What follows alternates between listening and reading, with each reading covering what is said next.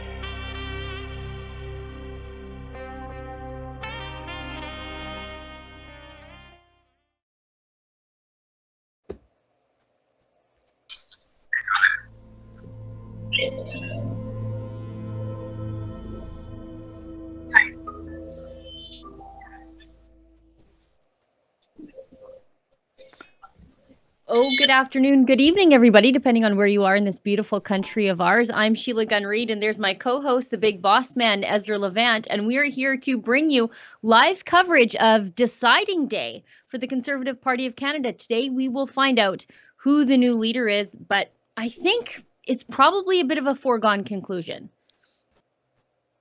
Sheila, great to see you. I am out here in Ottawa at the Shaw Convention Centre. It's good to be on the inside. The last two Conservative Party opposition leaders haven't been very conservative. They haven't opposed Justin Trudeau, and they weren't really leaders. In that sense, I'm delighted that there is a new leadership campaign, and I believe that if indeed Pierre Poilievre becomes a new leader, as is the conventional wisdom, I think he'll take a less cowardly approach to tackling the issues of the day, to tackling Justin Trudeau, and he'll be less embarrassed to the Conservative base. I mentioned that because we are a part of the media row here at the Shaw Convention Centre. CTV is just to my right. That massive operation down there with about 30 employees must be the CBC. No one else has that kind of money sloshing around besides Trudeau's government boys. It's good to be here. I've already had a chit chat with Pierre Poilievre's campaign manager, Jenny Byrne. That in itself is proof that this party, if indeed Poilievre becomes a leader, will not cower and listen to the mean girls of the media party.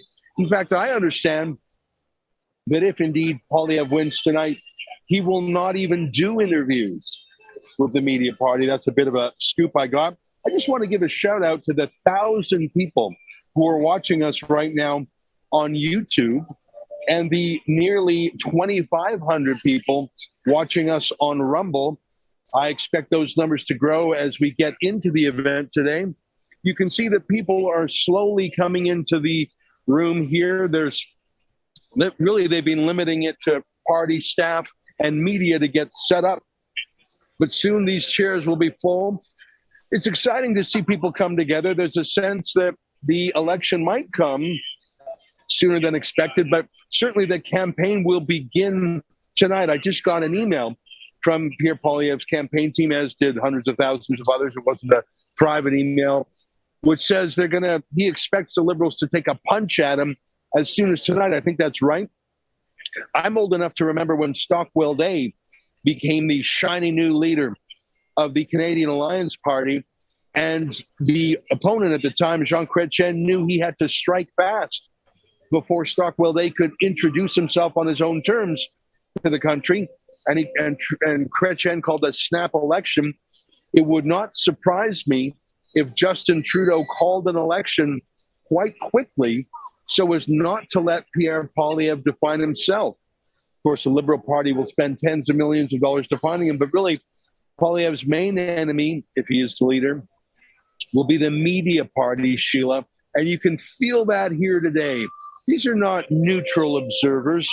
Every single other media company here besides Rebel News, and I say that because if True North is here and Western Standard's here, obviously I exclude them from this, but I haven't seen them. So every other journalist here on Media Row takes money directly from the Trudeau government. And so what you will see starting tonight, if it is Poilievre, is a war on the Conservative Party, not fought by the Liberals, but fought by their foot soldiers who wear press passes. Back to you, Sheila. You know, I think there's a lot of wisdom in what you're saying. I was, before we came on air, just reading the latest Ipsos polling that was done on behalf of Global News, so take that for what you will. But buried in that is a little bit of nugget of truth when they said that 42% of Canadians do not know enough yet about Pierre Poilievre to form an opinion about him. For me, that means this is fertile ground where Pierre Poilievre can go around the media party much the way Donald Trump did and speak directly to the people. We've seen his strong communications ground game. They're going to teach his communication strategy, I think, in communication schools in the years to come, because it was like nothing we've ever seen in Canada. But I think that is actually a good thing, that not a lot of people know, outside of conservative circles, know all that much about Pierre Poilievre. Gives him time to define himself. But that also means that's those are a lot of people that the mainstream media who are on Justin Trudeau's payroll, those are people that they want to influence negatively about Justin Trudeau, or about True. Pierre Poilievre, I'm sorry. Now, by the way, we've only been talking about Pierre Poilievre, but it is not a foregone conclusion in terms of membership sales and media profile. It seems like Pierre Poilievre is the winner, but of course, there's we simply don't know what party members will choose as well. There is that quirky point system. I haven't studied the rules in great detail, but last I heard, they award points based on the proportion of support you have in any given electoral district. So, for example, if there was an electoral district in Calgary that had 3,000 party members and one in, say, Quebec that had 300 party members, if you got half the vote in Quebec and you got half the vote in Calgary, you would get the same number of points. So obviously that tilts the playing field towards candidates from Quebec, the Atlantic, places where the Conservative Party of Canada is traditionally less strong. If that's going to benefit anyway, any party, through any candidate, I'm going to think that might benefit Jean Charest, who is the former premier of Quebec, former leader of the federal PC party. But I got to tell you, having observed his campaign through the media and even seeing him in action in Alberta, talking to him even, thought he was quite pleasant to talk to, frankly. Sure. But I just don't think he's got the fire in him. I think he's what sort of Bay Street shy conservatives in Toronto who are sort of embarrassed about populism and nationalism. He's their choice because he's really not conservative at all. He's probably who Erin O'Toole would vote for if he was candidate. So I don't think Jean Charest is going to have the strong showing he thinks he will. I mean, that point system might prove me wrong. I think that two other interesting campaigners were Leslyn Lewis, who took a very strong principled approach. And the media would normally be talking about her, a PhD, Black woman, lawyer, accomplished. She would be all immigrant. She would be on the cover of every magazine. She would be the AOC of Canada, but because she's a conservative, they put her down the memory hole. The idea that someone like that would run for a party like this is something they don't want to even cover. Roman Baber is another name. He was the member of the provincial parliament in Ontario who spoke out against Doug Ford's lockdowns in a very calm way, I should say. There were a number of MPPs from Ontario. Our friend Randy Hillier, who's a little more rambunctious. Roman Baber laid it out like a lawyer that he is, calmly. Here's the facts. He was punished just as brutally by Doug Ford. And I think he sort of continued his campaign that he had as an MPP. He just put that on the national leadership contest track. And I think he really articulated an anti-lockdown vision that the party, frankly, was 2 years late at adopting. But it's my hope that those two candidates in particular find a place in Pierre Poilievre's shadow cabinet. And if he becomes prime minister in the cabinet, that Leslyn Lewis is already an MP. It's my hope that Roman Baber run as an MP, because I think they're both very important parts of the Conservative Party's coalition. And when I started out by saying rebels here, we're on Media Row, I had a chat with Jenny Byrne. I had a few other chats I'll keep confidential for now, but feels good. I mean, I was taking selfies and shaking hands in the foyer. You know, Rebel News may have been banished by the fake Conservative leaders, Andrew Scheer, who I saw, and Erin O'Toole, but we were first in the hearts of the grassroots who are here. They know who are the only media, or not the only, True North and Western Standard were there too, but we were the biggest independent media who fought the hardest to raise the issues that a conservative leader ought to have done. So the people in this room that and I really couldn't walk 10 feet without being pulled over and told a message or shake hands or take a selfie with people. This party is a Rebel News party. And the candidates that would disparage that don't understand conservatism in 2022. It's not the fancy-pantsy conservatism of Jean Charest. I got to tell you, my esteem of Jean Charest as a person has gone up in this campaign, just interacting with him. I found him very pleasant, very likable. Ideologically, I just don't think he's where this party is in 2022. He was perhaps the right man for a different time or a different place. But, listen, I'm glad he ran. What I like about this campaign is, my God, you have clear choices. You have clear choices between Jean Charest and Roman Baber and Leslyn Lewis and Pierre Poilievre and the others. And those choices are so stark. The difference between them is so real that it is a certainty that you will see some of the candidates. Well, let's say if Pierre Poilievre wins, and I'm just saying that because it seems to be all the evidence points to that. There is no way that Jean Charest is going to run. I mean, he's essentially said as much. And I don't think Pierre Poilievre would much want him to run. Shoe on the other foot, if Jean Charest wins, which I don't think is going to happen, I don't think Pierre Poilievre is going to quit politics. But there's going to be a lot of true blue conservative populist nationalists who say our party was hijacked. They're going to say that even if Jean Charest wins fair and square. And, in a way it would be true, because the point system I see is the only way that could happen. Of course, the one person who isn't here today is Patrick Brown, or as we call him at Rebel News, Sneaky Patrick. He was always sneaky. There was always some ethical cloud following him around. And, it was Rebel News, and especially David Menzies and Lincoln Jay, who did those incredible investigative reports into Patrick Brown, that I think sparked the party sacking him as a candidate. I have to tell you, although I'm a very stern critic of Patrick Brown, I don't think that the party high-ups in some secret meeting should have disqualified him.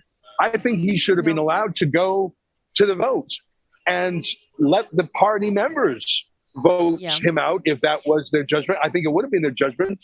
It's fairer for the people to have the choice.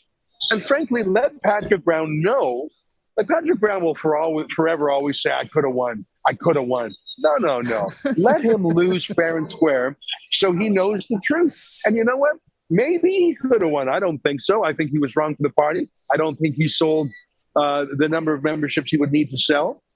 But we will never know, actually, how he would have done. And that's a shame, because some party insiders gave him the boot. I don't like Patrick Brown either, but he should have been able to live or die on his own merits on the ballot. Yeah, it would have been nice to have seen him lose catastrophically. That would have warmed my heart a little bit of comeuppance that he needed. And what I hope to see tonight is that whomever wins, and I think we probably know who that is, given that that same Ipsos polling that I was looking at earlier today said that 57% of party membership have a favorable opinion of Pierre Poilievre. So that means he's going to be their first or second choice for sure. But I hope whomever wins, they extend an olive branch to their competitors with prominent roles in the cabinet, in the same way that Harper did. When he, gave Peter MacKay a prominent role in cabinet, it was very healing and uniting for the party. It's actually the opposite of what Andrew Scheer did, driving out 50% of Bernier's supporters, but driving just an axe wedge right down the middle of the party. I'd like to see something different. I think that Roman Baber is a great AG. I think that Leslyn Lewis would be an incredible environment minister. I think Scott Aitchison, as the only candidate who's spoken out against supply management, I think he'd be a great ag minister to unwind all of that. There are a lot of bold ideas from these candidates that obviously inspire conservatives, and I'd like to see whomever wins integrate those into the party. And I don't think it's going to be Charest who wins, because I think he only wants to lead. For example, if he thinks his ideas are what the future of the Conservative Party needs, why wouldn't he stay and try to work for those as an MP? I just don't think he is. I just think that he thinks that this is his time, like Hillary Clinton thought it was her time, and she'll think it's her time again. She's not going to go away. I think Jean Charest has a lot of that same mentality. Yeah. I'm just looking at, I'm watching you. I'm watching our broadcast. We're on Rumble. We're on YouTube. We're on other mediums. It's a pleasure to see nearly 4,000 people watching us on Rumble already, and we haven't even started the event. And nearly 2,000 on YouTube. It's a delight to have 6,000 people. And I'm so glad you're here. You know, we've got a great little team here. William Diaz-Bertillon, Guillaume Roy, Alexa Lavoie. Oh, hang on a second. Oh, it's just an announcement saying that they're going to start shortly. So they're asking people to take their seats. What I was going to say is it's a delight to be here in Ottawa. And our team is en français. You know, Alexa, Guillaume, and William, I love it. It's a statement of how Rebel News has come along. Isaac Apter is also here on the he also works for Rebel News. He's not an on-camera journalist or producer. But I have to say, it's a sign of how Rebel News, and it was fun to walk in with Alexa, who's a bit of a star too, because of course she was the voice bringing our ideas of freedom to Quebec. And even more important, I think, is letting English Canada know that there were Quebecers, there are Quebecers who share a freedom orientation, who, you know, I learned through Alexa how many Quebecers there were in the trucker convoy, for example. So it's exciting for me to be back on the riser. It was this very same convention center where the last leadership happened for Erin O'Toole. He was a pig in a poke. He was a false promise. He was a deceptive salesman, no truth in advertising, and he blew it. He should have been able to beat Justin Trudeau in the last election. Justin Trudeau had the lowest result of any candidate who went on to become prime minister. I'm just seeing word that Leslyn Lewis's campaign manager is going to come on the air and give us a quick hello. So let me throw to a commercial while we bring Leslyn Lewis's campaign manager on, and we'll talk to him in the minutes we have before the event starts. So Sheila, great to see you. Everyone hold your horses. Here comes a quick ad, and we'll put Leslyn Lewis's campaign manager in the chair. Back up, guys. Thank you. We started off this convoy calling it Taking Back Our Freedoms. But our freedoms are nobody's to take away. So we're going to restore everybody's freedoms.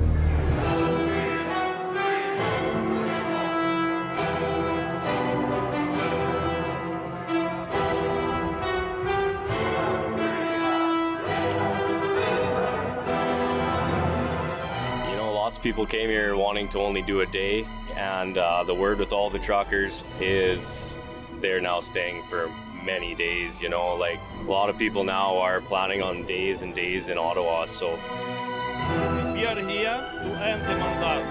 I am not leaving till we get what we want. We're not going to give up. I'm on lunch. I could be on lunch a long, long time.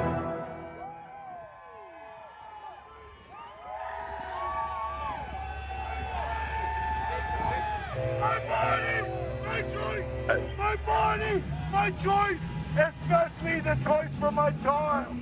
My body. Well, I think we're back. Are we back, Sheila? We are indeed. Yep. Thank you very much. You know, we are the grassroots citizen journalists. About 8,000 people watching live streaming right now. What a pleasure to have you there. Sheila, sitting with me now is Steve Outhouse, who is the boss of the Leslyn Lewis campaign. It's a pleasure to have you on the show. Thanks very much. You know, there's a lot of overlap between Rebel News viewers and Leslyn Lewis. Wherever I go, people want to talk to me about her, ask me about her. They're rooting for her. What is it about Leslyn Lewis that has built such a dedicated following? I know I sound like a fanboy here, but I'm just reporting to you, wherever I go, there's a special depth of commitment. I have a theory, but I want to hear it from you. Sure. Well, I think she's been willing to kind of talk about issues that maybe other candidates have been a bit shy to discuss, and I think that kind of mirrors your audience a bit too. They're kind of looking to go a bit deeper on a few different things, and her background in international law in particular. Right now, there's a huge interest in sovereignty issues, like you're well aware of, and there's been a lot of requests. When she's been going kind of across the country, and she did over about 110 campaign events. That came up in every event that we had. Sovereignty. So you're talking about globalism, World Economic Forum, stuff like that? Connections with these kind of global organizations and what sort of impact it has on Canada.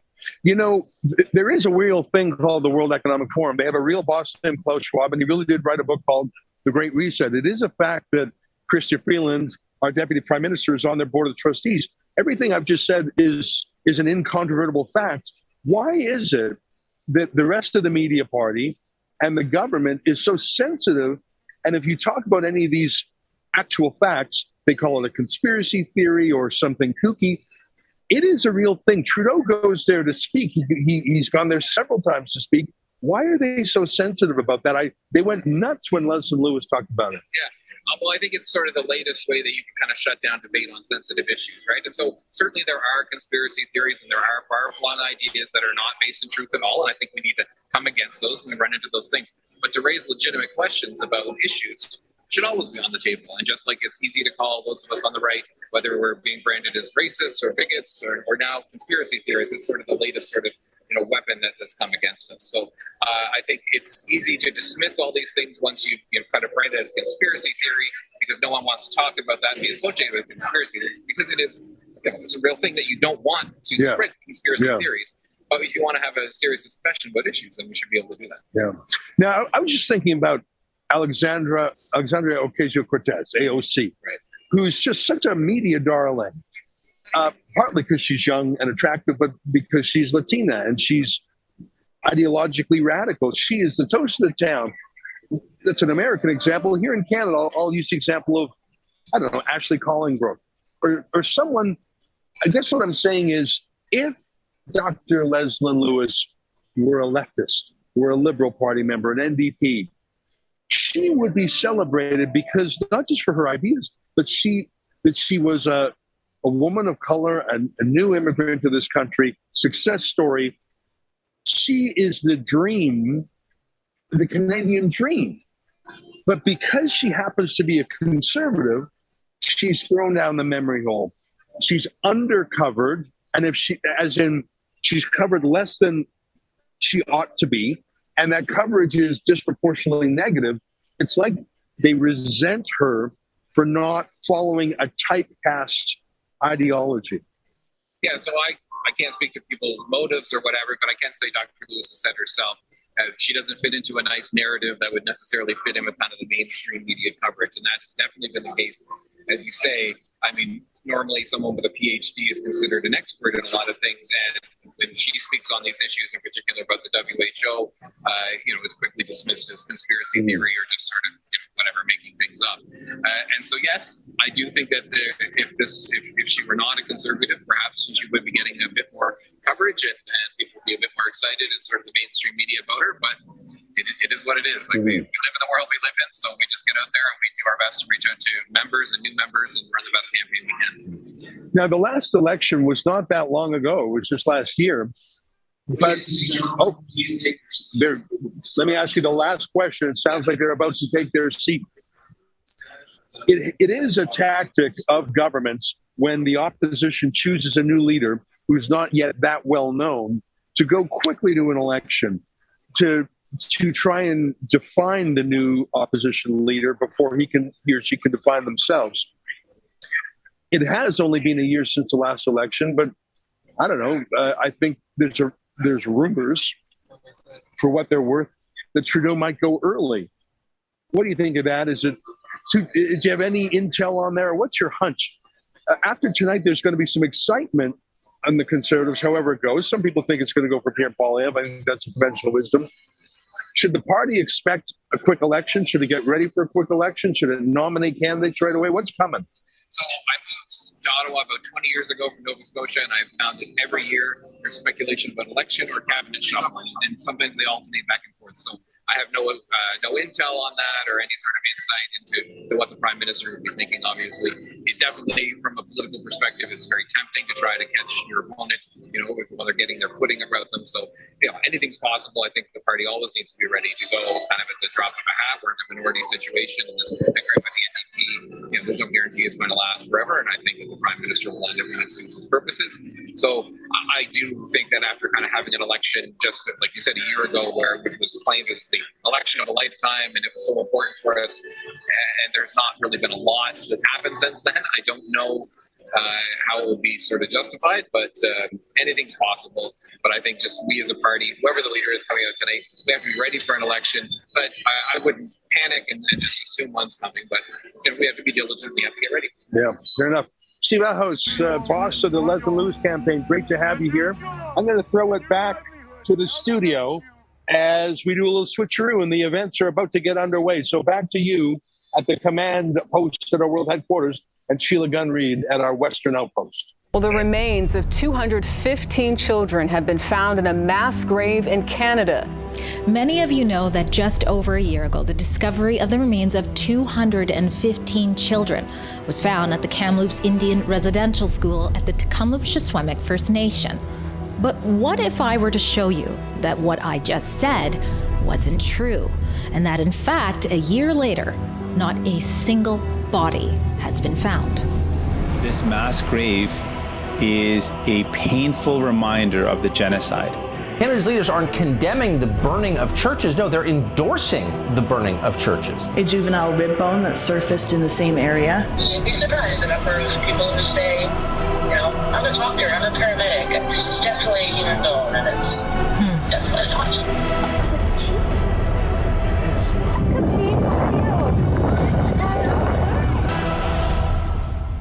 Adam Sos here for Rebel News. You know, our company is growing quickly, and we'd actually like for your company to grow too. That's why this ad space that I'm speaking through right now is actually available for you to purchase. So instead of people listening to me, they could actually be learning about your company, learning about your business. If this interests you, if this is an opportunity you'd like to capitalize on, send us an email at ads@rebelnews.com.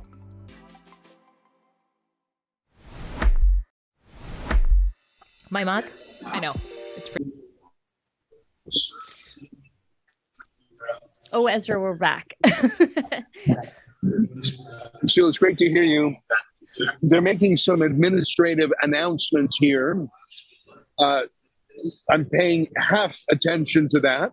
I'm also watching our amazing online viewership stats. Oh, sounds like they're introducing the Vice President of the National Council. Let's take a listen in case there's anything interesting, Sheila.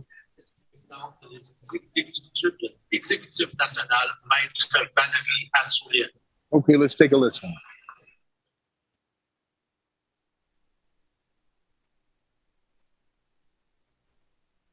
We will convey that to the Canadian people throughout the evening. Please welcome the new MC McRae and the National Executive Vice President.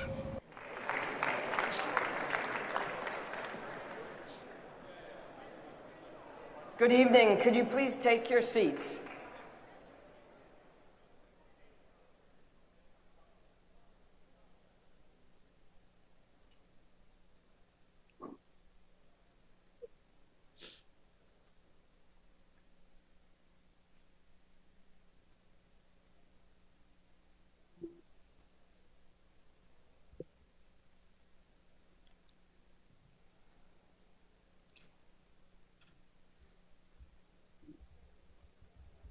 Thank you.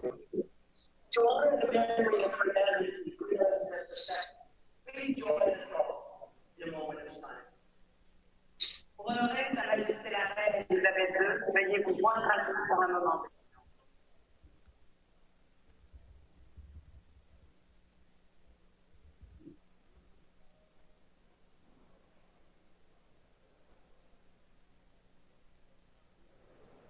Thank you. To honor the memory of Her Majesty Queen Elizabeth II, please join us all in a moment of silence. Pour honorer Sa Majesté la Reine Elisabeth II. To pay tribute to Her Majesty, let's have a moment of silence.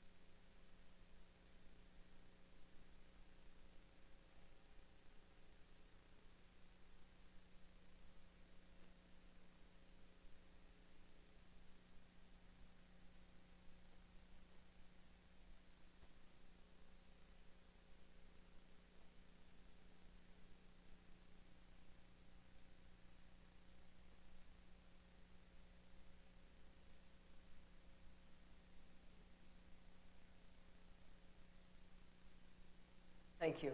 Please remain standing, and I would like to invite Rosemary Siemens and Eli Bennett. They've been playing music for us earlier. They are going to do an instrumental rendition of God Save the King. Veuillez vous lever si possible pour une version instrumentale de l'hymne royal. Please rise for an instrumental version of God Save the King.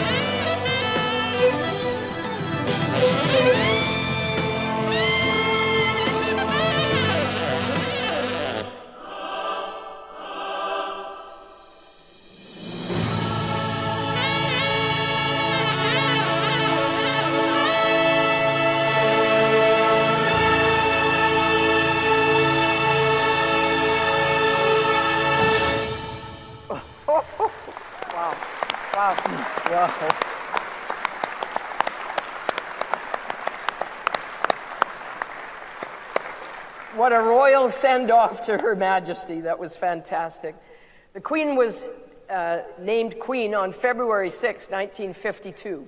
I was born July 1st, 1952, and so I've been thrilled that we've celebrated all our special anniversaries together. And I was so sad to hear the news, but what a wonderful, wonderful Queen she has been to us.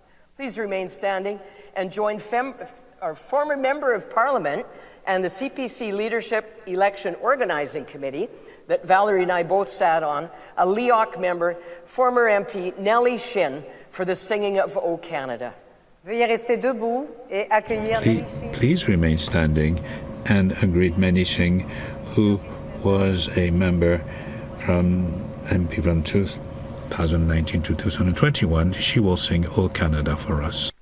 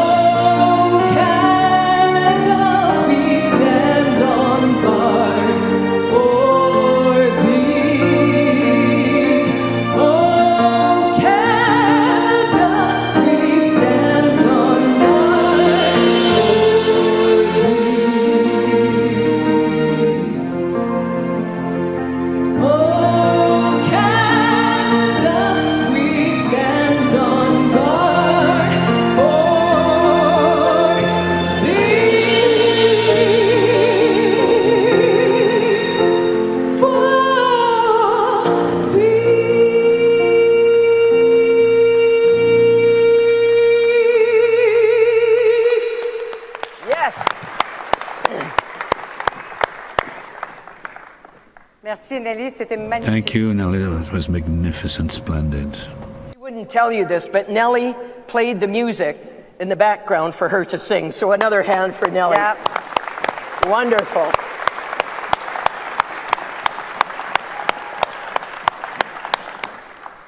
Good evening, fellow Conservatives, and good evening, fellow Canadians. Bonjour, chers amis. Good evening, dear friends, dear Conservative friends. A great day, and it's been a busy time. Yes, please be seated. On behalf of our Conservative family, we also offer our heartfelt thoughts and prayers to the victims and their families of last weekend's horrific events.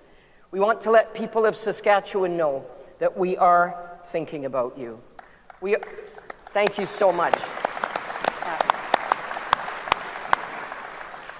We also wish to acknowledge that we are gathered here in Ottawa, built on unceded Anishinaabe Algonquin territory. Thank you.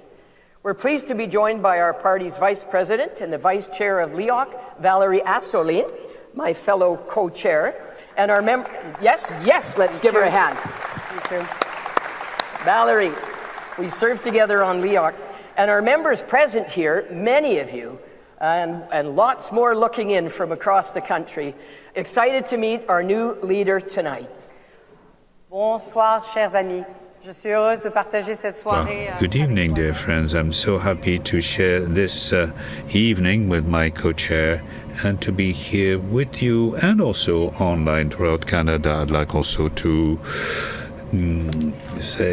give my condolences to the families and friends of people in Saskatchewan who are mourning the people who had died in Saskatchewan, and now we will have a native and Indigenous blessing. Administrator and an Algonquin elder from Kitigan-Zibi, about an hour north of Ottawa here, our guest was appointed by the Government of Canada as a director of the First Nations Financial Management Board, and he's part of many other Aboriginal organizations. Please welcome with us Elder Leonard Ojik.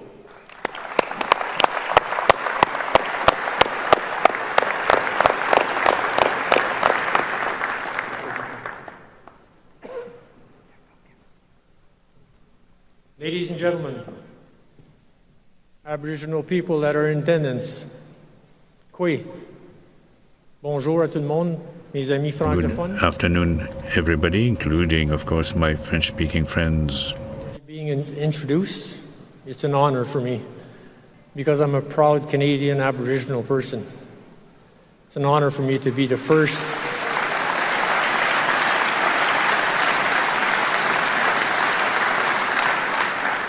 Thank you. It's an honor for me to be the first to be asked by the party, Conservative Party of Canada, to come and welcome you to the Aboriginal Algonquin traditional unceded territories. This land that we are on, this specific land, is like the Algonquin capital to us. My ancestors would come down from the trap lines in early spring from all over our land and come and meet at this very spot. We had two very important things to get done. One was the fertile ground to grow our crops that we needed to survive the harsh winters ahead. But more important, we held government, as you hold government. We dealt with, a lot of people ask, well, what did your government deal with? You were Aboriginal savages. We dealt with trade negotiations, elections, justice, environment. Our trap lines had to be well taken care of, because if we didn't take care of the environment, we would not survive. I could talk on and on, but I'm sort of limited on time, and I really appreciate being offered the time to be with you. It's a truly honor for me, and I hope that we continue in the future to include Aboriginal people to participate in your gatherings. With that, I pray.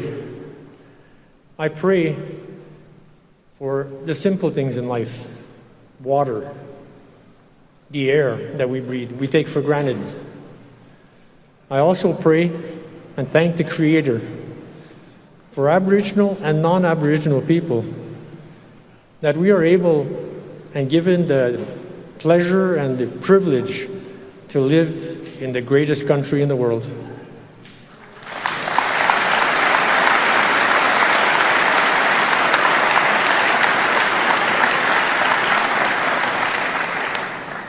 I also ask the Creator to give as much support as the new members can to your new elected leader and your new party.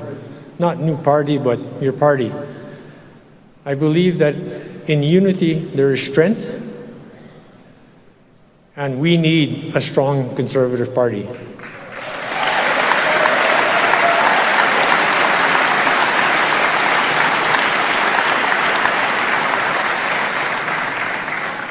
Just a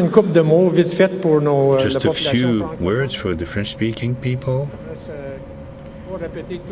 I'm not going to repeat all that I said verbatim, but we are so lucky to live in the most beautiful country in the world, and also we cannot take such a privilege for granted. Thank you.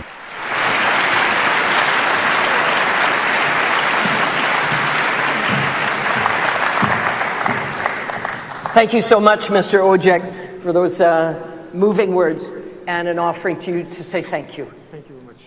Thank you very much. Thank you. Merci.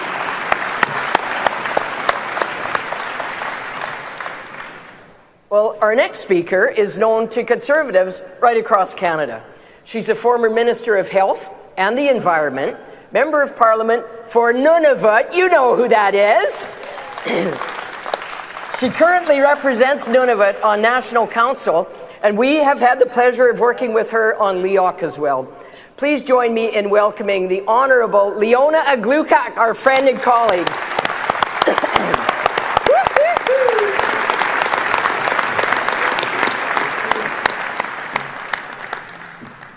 Unnu sakut. Koyanna mitamani gunna fi unnu. Her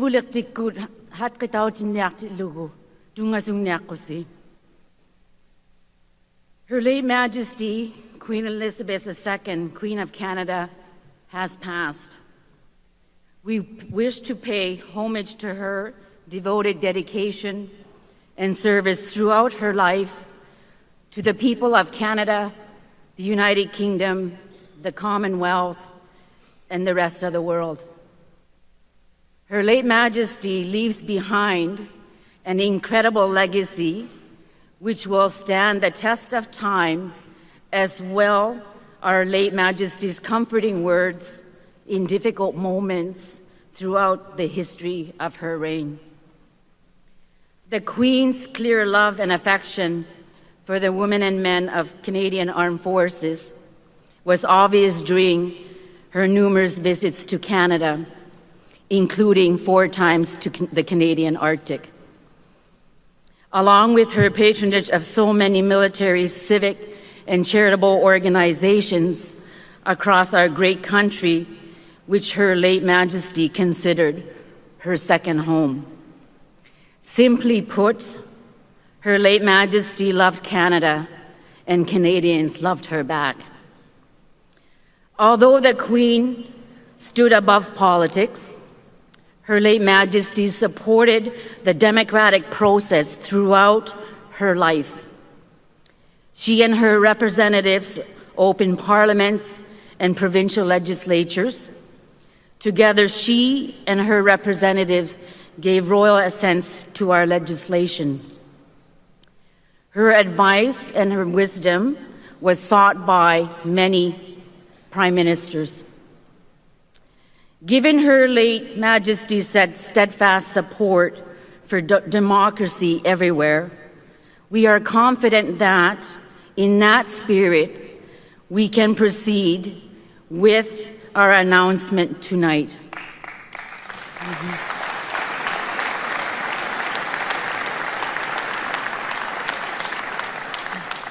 To elect a new leader who will become the leader of His Majesty loyal opposition in a week's time. When Parliament reconvenes to recognize her late Majesty's passing and her succession according to law. We pledge to continue to support her late Majesty and her family in this period of mourning and offer our most sincere condolences to her family and loved ones. May she rest in peace.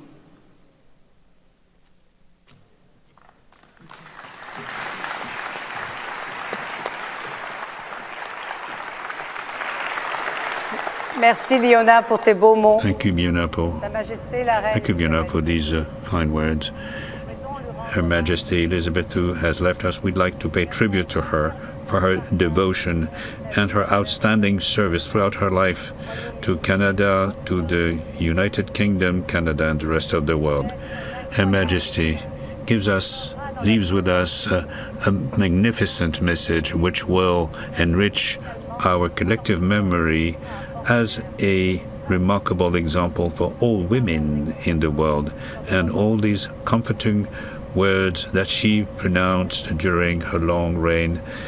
We thank her for that, and we offer our condolences to her family and her loved ones. Thank you, Leona, and thank you, Valerie, for those beautiful words.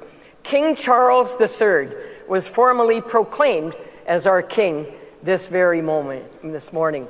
Please help us congratulate and celebrate His Majesty King Charles III.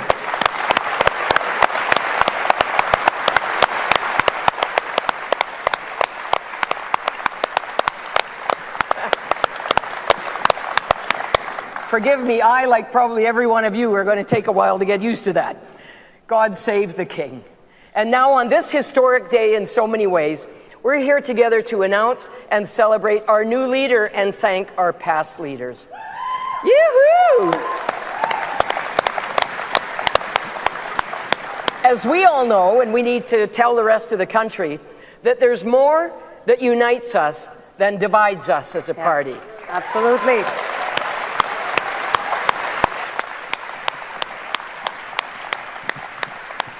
all want the same thing, a strong and prosperous Canada, and a party that will keep its promises.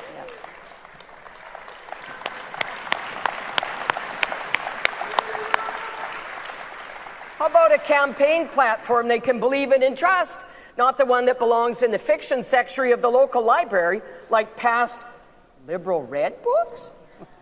I have some experience with some of those Liberal Red books, if you can remember that far back. On this Conservative team, folks, it doesn't matter what position you play. Whether you play left wing, center ice, or right wing, we are all on the same team, and we have one opponent only. Yeah, lovely. Yeah. Yeah.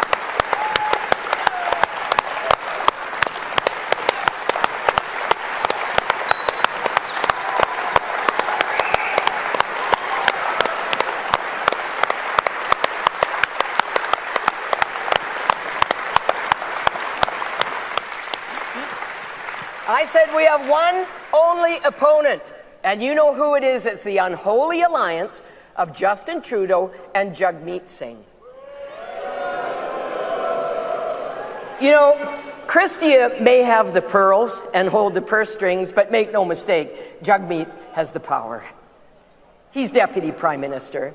And now he's saying that he might just have to pull the plug on the whole deal. Well, you wonder about it. You wonder who's chicken and Chicken Little in this sweet deal, don't you then? They're scared to call an election, but we can't wait. The sooner the better.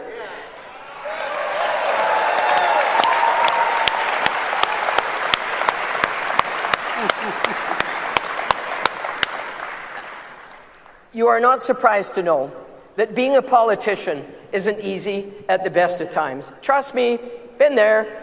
I know that, and I thought about it the other day when I was on a long plane ride to Ottawa. I thought, I remember what this feels like. I've been there. It is a rewarding job, though, and we are so thankful for people that step forward to take those jobs. But it's tough.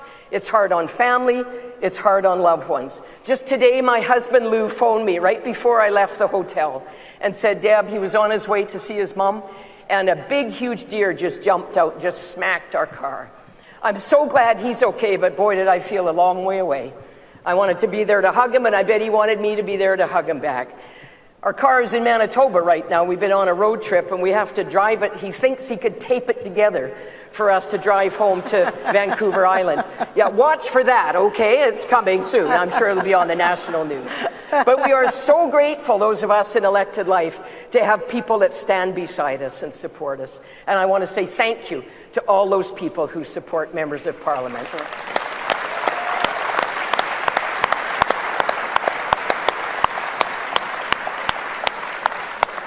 Before her election just last year, as Member of Parliament for Hastings, Lennox and Addington in Eastern Ontario, Shelby Kramp-Neuman worked as an educator, a small business person, and a municipal councillor. Oh, plus she's a wife and a mother of 2 daughters. Shelby savait en quelque sorte dans quoi elle s'embarquait. Shelby knew what she was getting into because she came from a family where her father had been an MP in Ottawa and MLA in Ontario, so she certainly applied what she learned from her mother and her father. But she became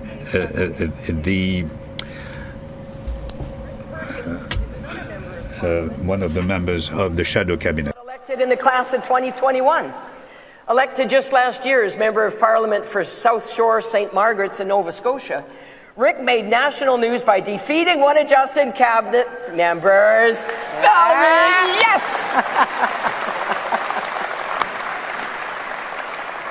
Having defeated Trudeau's fisheries minister, Rick was appointed Conservative shadow minister of Fisheries, Oceans, and the Canadian Coast Guard. Rick a rencontré son épouse Wendy alors qu'ils travaillaient tous les deux sur la. He met his wife while both were working on Parliament Hill in the 1980s for Brian Mulroney's government. After that, he was a senior company director in the private sector. Lennox and Addington, Shelby Kramp-Neuman. Et le député de South Shore, St. Margaret, Rick and the Perkins. member for South Shore, Rick Gervais. Good luck. Good luck.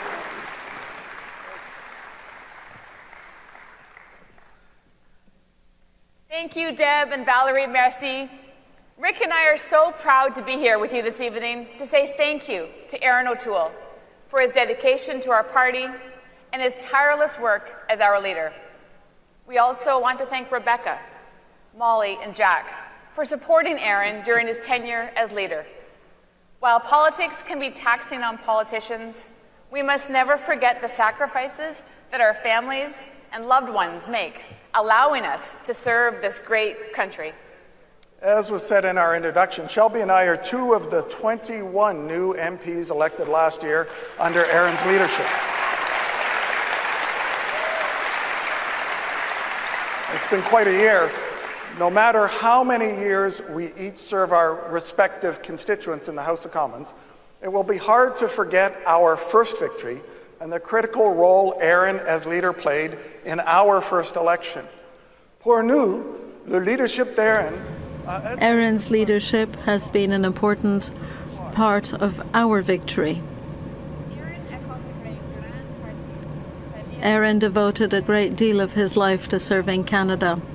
First as a member of the Canadian Armed Forces for 12 years, then as a member of Parliament representing Durham at the House of Commons, and then as leader. Today, Erin is still working just as hard to make sure that Canada is the best possible place.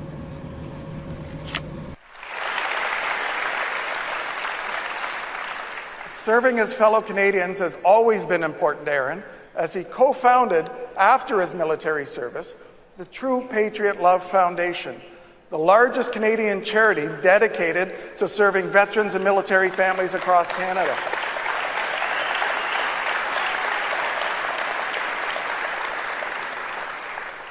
Erin was able to continue helping veterans when Prime Minister Stephen Harper asked him to serve as Minister of Veterans Affairs and use his network and his experience to turn around the department. Erin, continue. Oh, go ahead.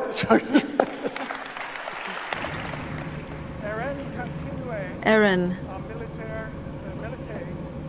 continued to advocate in the House of Commons for measures and policies that would help Canadians, veterans, and our national defence. We would like to thank Erin, Rebecca, Molly, and Jack for their dedication to our movement.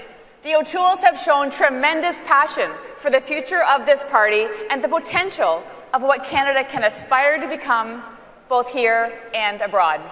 I echo Shelby's comments and would like to give a special Nova Scotia shout out to my fellow Nova Scotian, Rebecca, for her support through Erin's public life.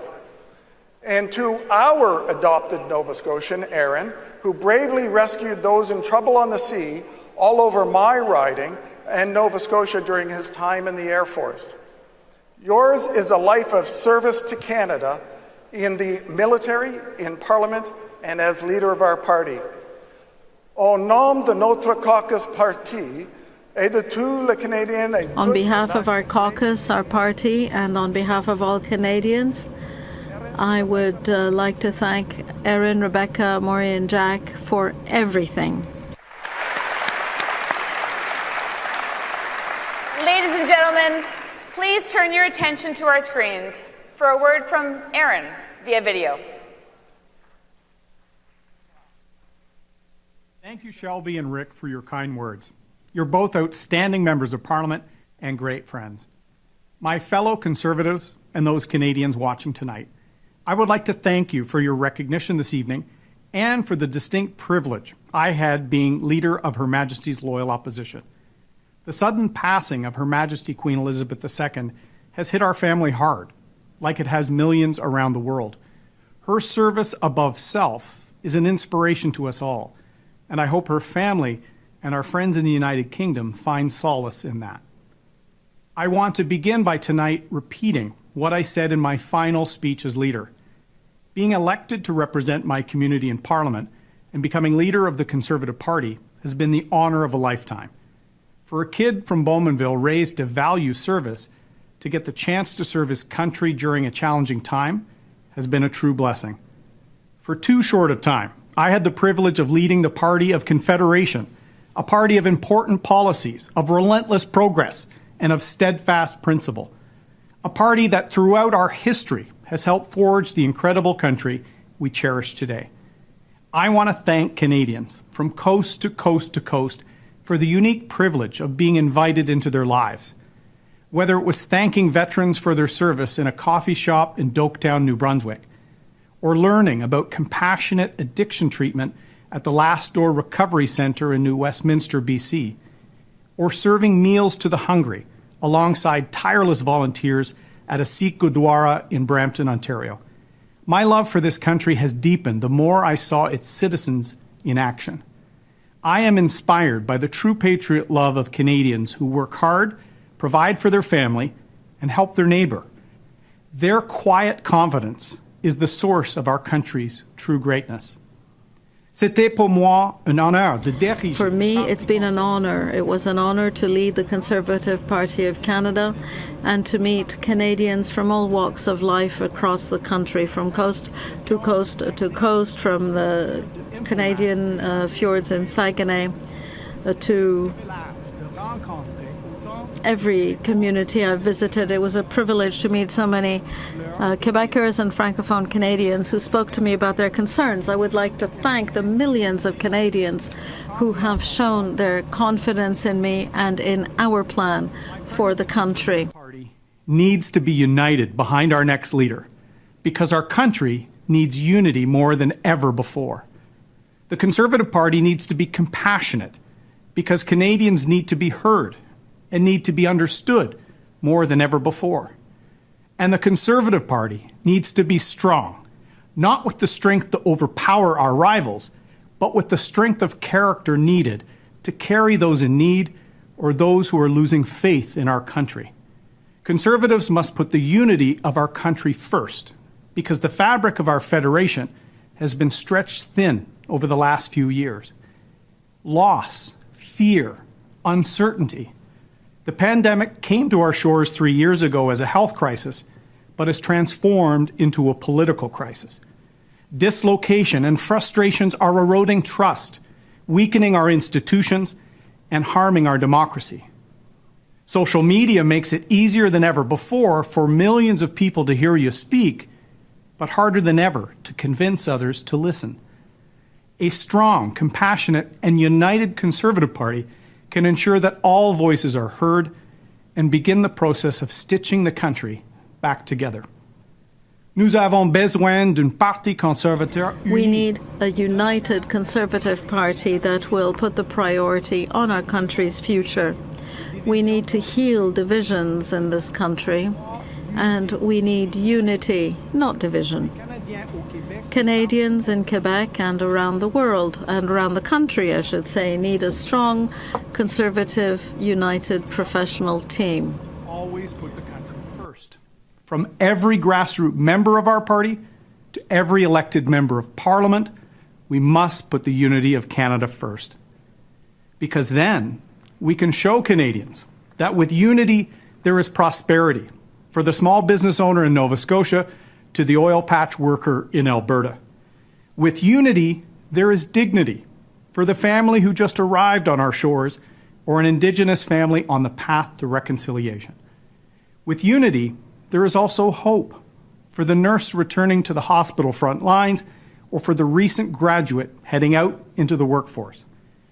And we can show Canadians that with unity, there is greatness, from the brave exploits of those in uniform to the unsung heroism of the local food bank volunteer. We are a great country, and we should never be scared to shout that from the rooftops. And to my Conservative friends, remember, where there is unity, there is always victory. So let's show Canadians a united, strong, and compassionate Conservative Party. I wish the next leader fair winds and following seas as they take the helm. Merci beaucoup. Thank you very much.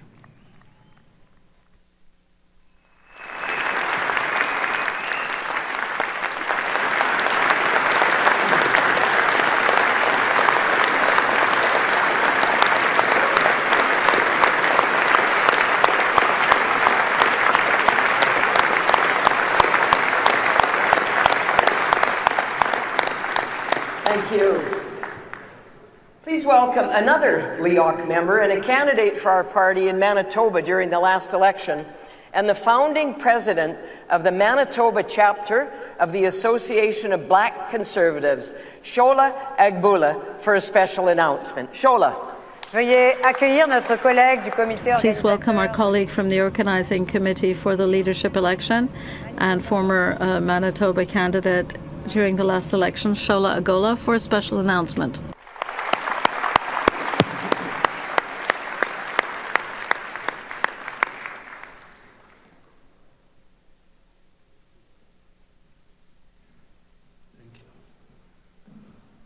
As a candidate for our great party in Manitoba during the last federal election, under the leadership of Erin O'Toole, and as a founding president of the Manitoba chapter of the Association of Black Conservatives in Canada, I can say without any equivocation, any ambiguity, or any doubt that conservatives need to be and we must be united to win the next election.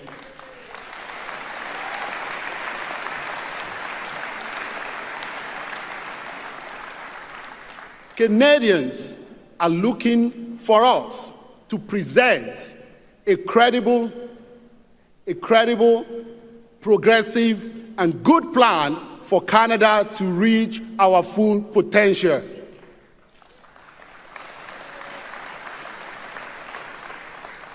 They know, Canadians know, that Canada can be, can do, and must be better than this.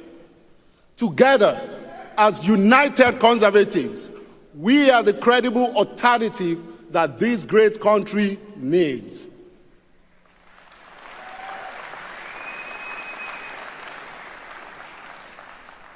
And Erin, you've served our country and you've served the party diligently, and you continue to do so. Your passion for our party to excel motivates many, like myself, to get involved and do our part to make this country greater for all.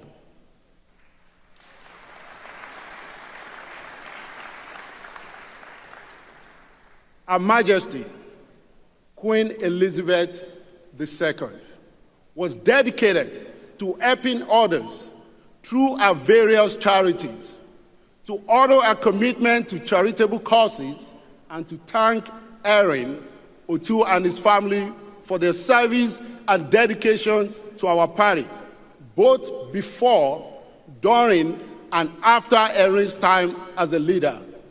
It is my honor to announce tonight that the Conservative Party of Canada will be making a donation in the name of Erin, Rebecca, Molly, and Jack O'Toole to the True Patriot Love Foundation. Thank you very much.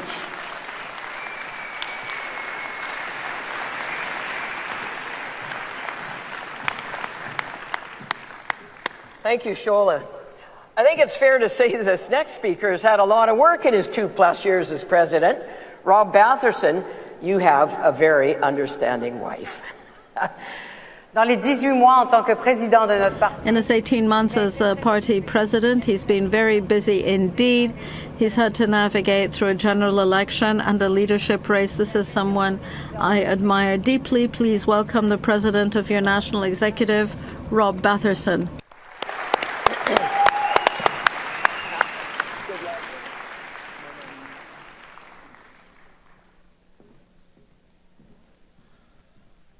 Merci, Valérie. Thank you, Deb. Folks, hate it. Thank you, Valerie.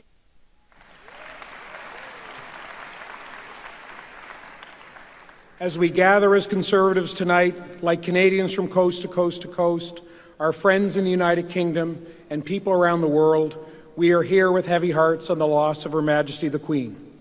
Elizabeth II is the only head of state that most Canadians have ever known.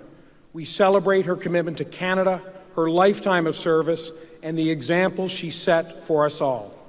20 years ago, in her annual Christmas broadcast, Her Majesty said, "Each day is a new beginning.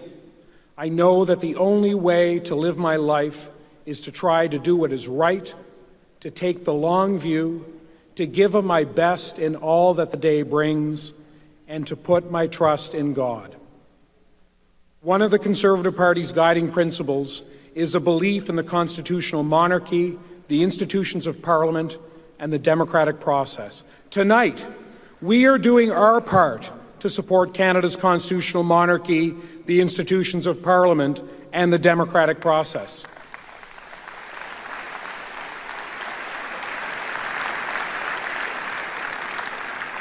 As we mourn the passing of Her Majesty the Queen and mark the beginning of a new reign of His Majesty the King, Charles III, we follow the example she set: to live our life, to do what is right, take the long view, and give our best in all that the day brings. In announcing the results of the elections for our new leader, there are many people we can recognize tonight. Our 5 candidates and their campaign teams, first of all. My colleagues, all volunteers on the National Executive. My colleagues, also volunteers on the Leadership Election Organizing Committee, chaired by Ian Brodie. Le personnel au Bureau national mené par notre the staff at the National Office, guided by my friend Wayne Benson. Les parlementaires du Parti conservateur, les députés, the members of parliament of the Conservative Party, the senators and MPs who work on behalf of all Canadians. Later in our program, we will say thank you to my friend and a friend to many in our Conservative movement, our outgoing leader, the Honourable Candice Bergen.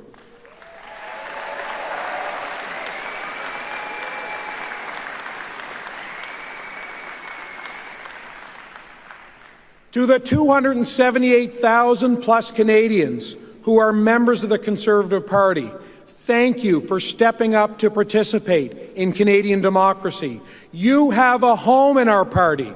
Vous êtes chez vous au Parti conservateur. You have a home in our party, in this Conservative Party, regardless of your choice of candidate in this leadership race. The Conservative Party needs you all. It needs you to be involved. It needs your energy, your engagement towards a better country. Get more involved in your party this fall. Get active in your local electoral district association. That's how we build a better party, a party Canadians can count on to build a better country.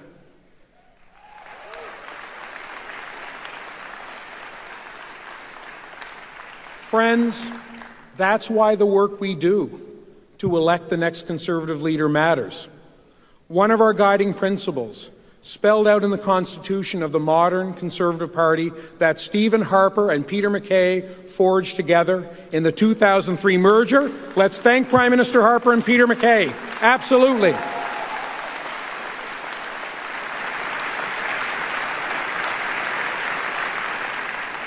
Part of their legacy is that our Conservative Party is a coalition. Today, our Conservative coalition is larger than it has ever been. But coalition building is not just the work of the Conservative leaders we elect. Coalition building depends on each and every one of us to respect and embrace our differences as Conservatives, to invite people in, not turn them away, to focus on what we agree on, to build a better Canada. Let us resolve to put aside the differences that occur in any leadership race. Let us unite for change, the change that Canada leads. Let us...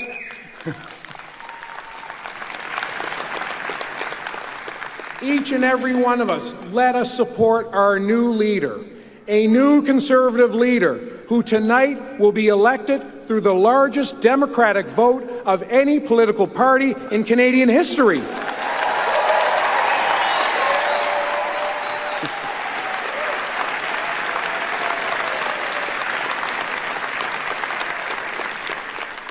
Conservateurs et conservatrices, l'union. Conservatives, union is strength. In unity is strength. When conservatives win. Thank you. Merci. Thanks. Bravo.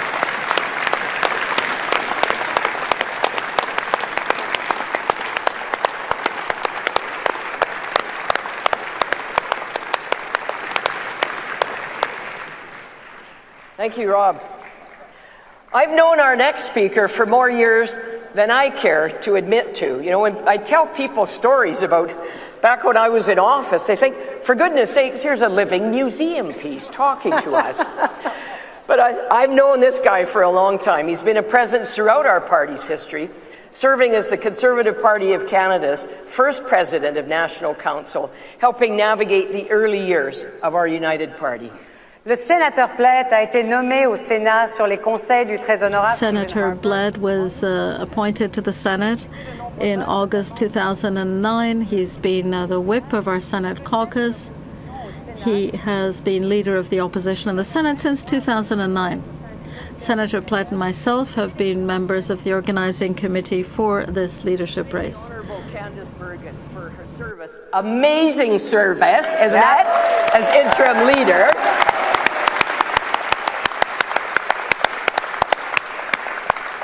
He's going to thank her and present a video in your honor, Candice. That'll be special. I'll love it. Please welcome her fellow Manitoban, Senator Don Plett. Don.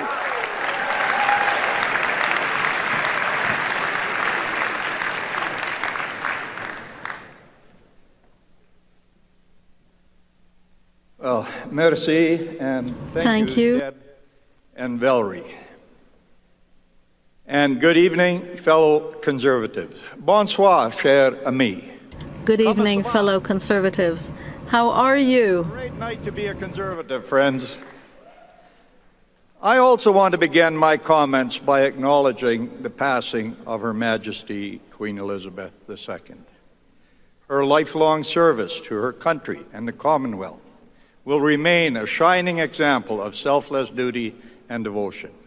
And I wish to pass on my sincere condolences to the royal family at this time. The loss of such a long-standing monarch is indeed sad. But tonight, friends, I have the privilege of introducing a very, very good friend of mine and a great friend of the Conservative Party of Canada.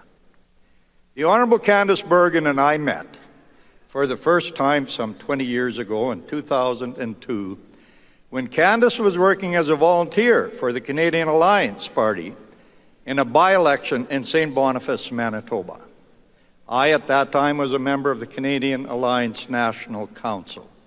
We worked together during that campaign, during that by-election, and quickly became friends for life. It has been a true pleasure for me to deal with Candice and work with Candice in all the roles that she has taken on in our party. From being a volunteer to running for the Conservative Party of Canada in the riding of Portage-Lisgar when that opportunity presented itself in 2008, to being a cabinet minister in a strong Stephen Harper majority government.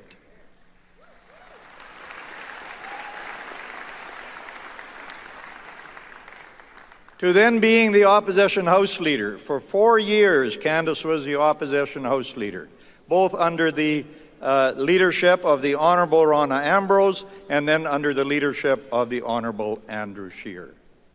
Then being the Deputy Leader of our party under the Honourable Erin O'Toole. And for the last 7 months, and Candice doesn't like to be called the interim leader, she likes to be called the leader in the interim. And that is what she has been.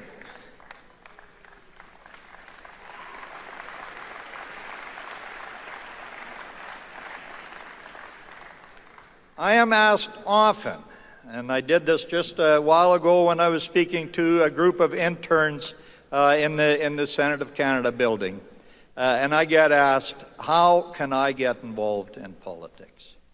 Candice is a leading example for all Canadians who are looking to get engaged. She started as a volunteer, and with skills and devotion, she created a remarkable path for herself, one that led to one of the highest positions in our country, the Leader of the Loyal Opposition.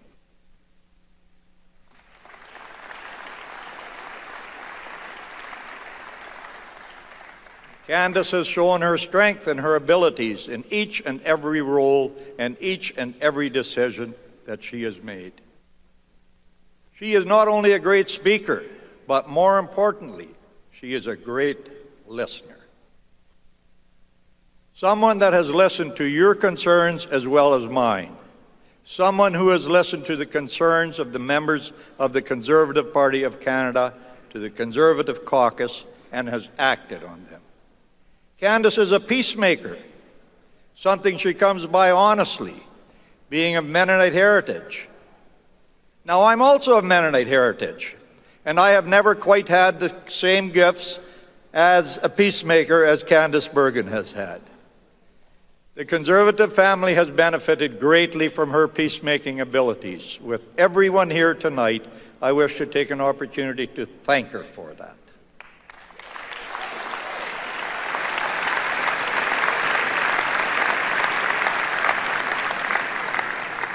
Friends, Candice has achieved in our caucus what had not been achieved in quite some time, and that is complete party unity. A unity that will be passed on to a new leader later on this evening. A unity that will be able to be taken by the new leader as he or she moves our party forward to winning the next election.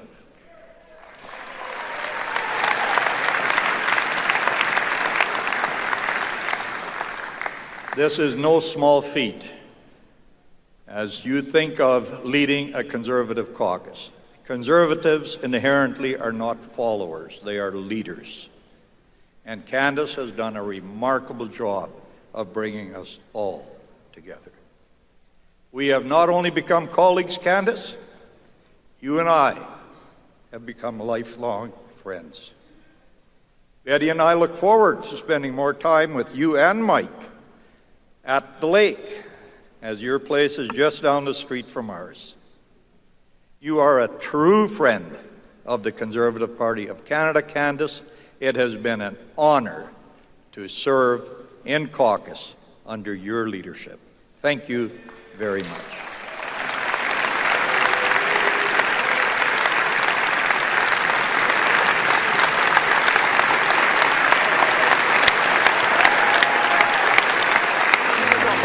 Pendant une course au leadership, offrir une opposition forte et unie au gouvernement.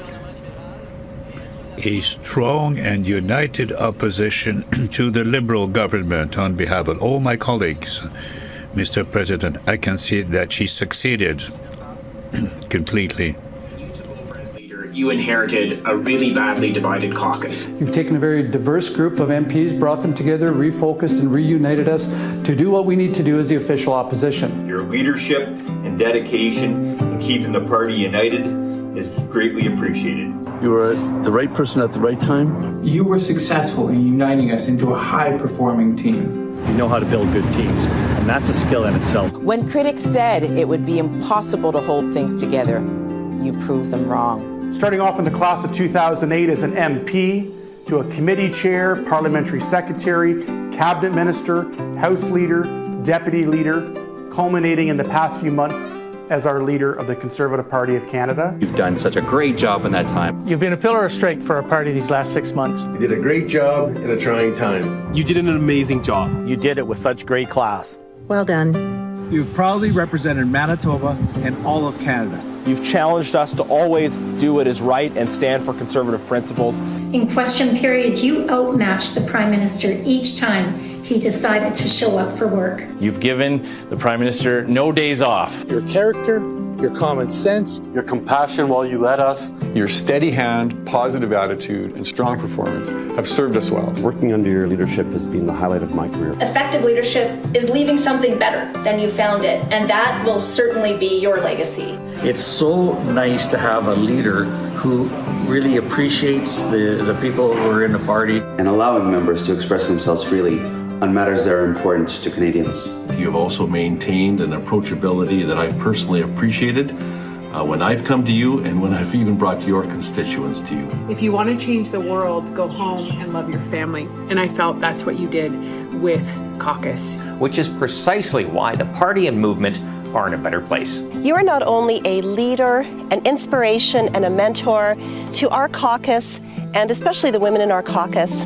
but also to women and girls across the country.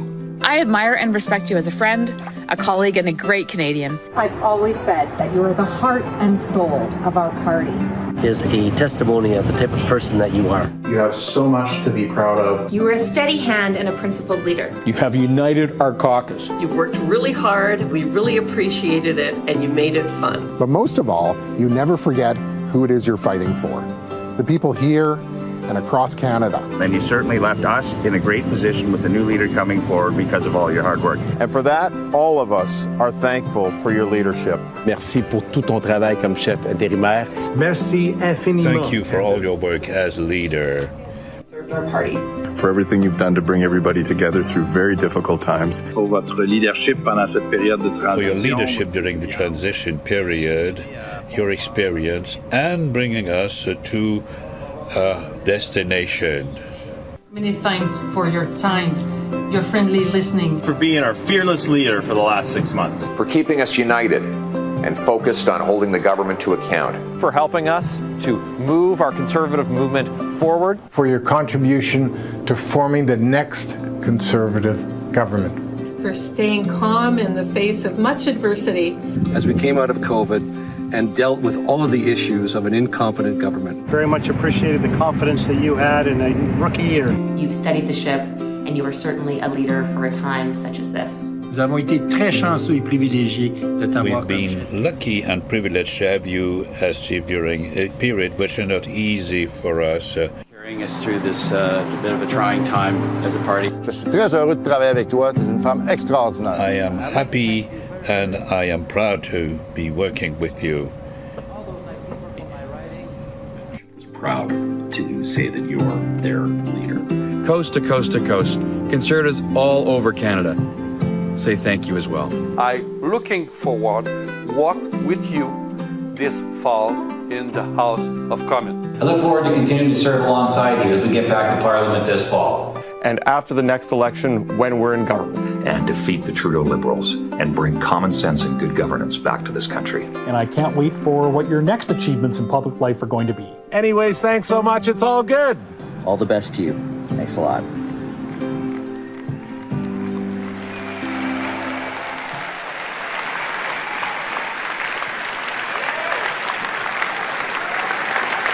Ladies and gentlemen, friends, please help me in welcoming our leader, the leader in the interim, the Honourable Candice Bergen.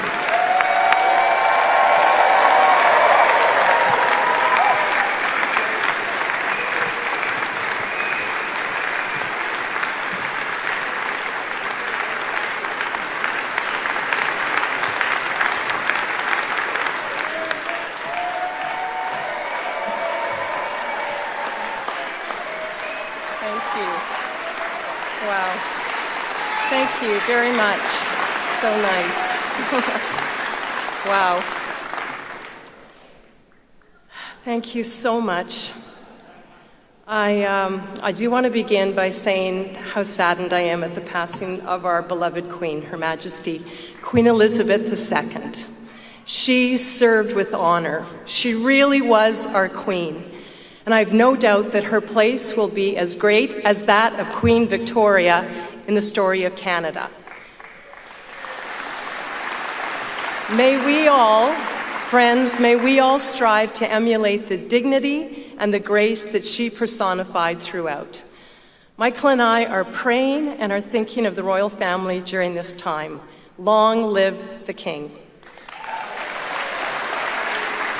Wow. Thank you so much, Dawn, for your incredibly kind and generous words and introduction. My heart is truly filled with gratitude. Don, you and I have been very good friends for many years as we've worked together in our party. And like many good conservatives, we did disagree occasionally, but we always respected each other. We've been intensely loyal to our friendship and our cause, and that's what conservatives do.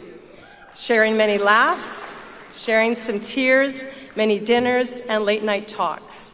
And because of that, Don, you and Betty are lifelong friends to Michael and I, and we're very grateful for you. And thank you all. I look across this room and I say thank you all. I know so many of you. It's wonderful to see your faces, to see your smiles, to see so many people that I've seen at conventions and campaigning and throughout the country. So thank you very much for your kindness and your welcome. I know I speak for Michael as well when I say thank you for the appreciation we have felt from all of you, not only this evening, but over the last 7 months. Whether in airports or restaurants, out at the mall, or at EDA events, through phone calls and emails, and even some social media posts, I'm hearing a strong message that our grassroots conservative memberships, the foundation of our party, you are hopeful, and you are excited about the future, and you are proud to be conservative.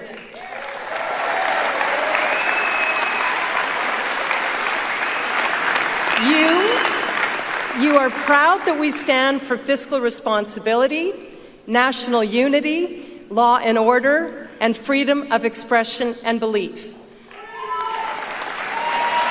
Freedom. Not liberal light, but conservative. And in addition to that, literally hundreds of thousands of more Canadians have joined our party and are feeling that same optimism and excitement. So, thank you for helping confirm to me and our entire Conservative caucus that we were on the right track by being a strong, consistent Conservative voice in all that we have said and all that we have done.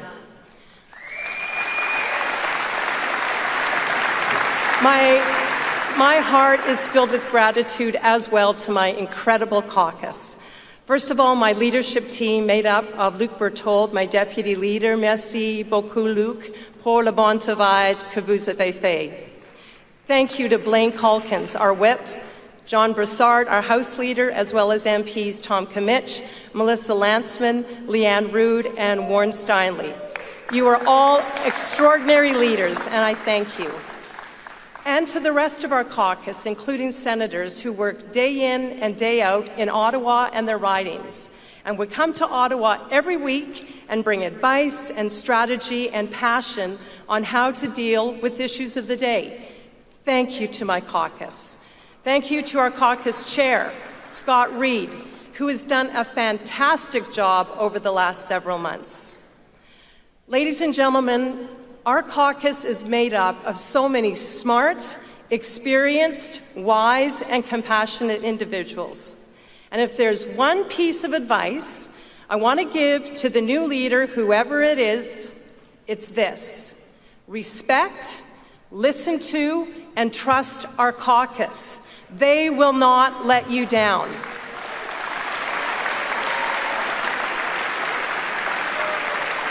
Now, you know, every leader leaves a mark, and that pertains also to those who serve as in the interim capacity, leaders in the interim. And I'm thinking of people like Deb Gray. Give Deb a hand. She's doing a great job emceeing tonight. She opened the doors of Stornoway, using it as a working home and starting the wise practice of meeting frequently there with MPs, supporters, and staff to hear and understand more thoroughly what they had to say. One of Deb's marks was openness and outreach. Or the other one I'm thinking about is Rona Ambrose, my dear friend Rona. Rona took over our party after our party suffered a difficult defeat. She brought hope and optimism to our party. With a broad appeal, Rona attracted people to us, and she lifted women like me into positions of leadership, not as tokens, but because of merit. Rana is a builder who lifts people up. And then there was John Reynolds. Now, rumor has it John finally got the decaying kitchen redone at Stornoway. Nobody wanted to take the political hit, but as urban legend has it, he accidentally put his foot through a rotten floorboard at Stornoway, and when he did, he said, "Enough is enough, I'm going to do it." And he left the official opposition residence with some new floors and a sturdy, durable chopping block kitchen counter built to last. John Reynolds left his mark as a steady and experienced leader. And then there was Dr. Grant Hill. Grant was our first interim leader after Stephen Harper and Peter MacKay led us to unification. Grant's mark was a solid, sober professionalism that was so critically required in the early days of a new party. And so to all of my predecessors, all of the leaders of our party, all who have left their mark, both permanent and leaders in the interim, you have our deep and respectful appreciation for the strength and the success of the party that you helped build. So, yes, go ahead, give them all a hand. We all leave a mark, and we want it to be lasting, and we want it to be a good mark. And I hope I've been able to leave my mark as well. I want to be remembered as a leader who helped bring unity and pride to our Conservative Party. I want to be remembered as a leader who helped us move away from identity politics and labeling in our party and towards unity in disagreement. Unity while still holding different views. Unity, not uniformity.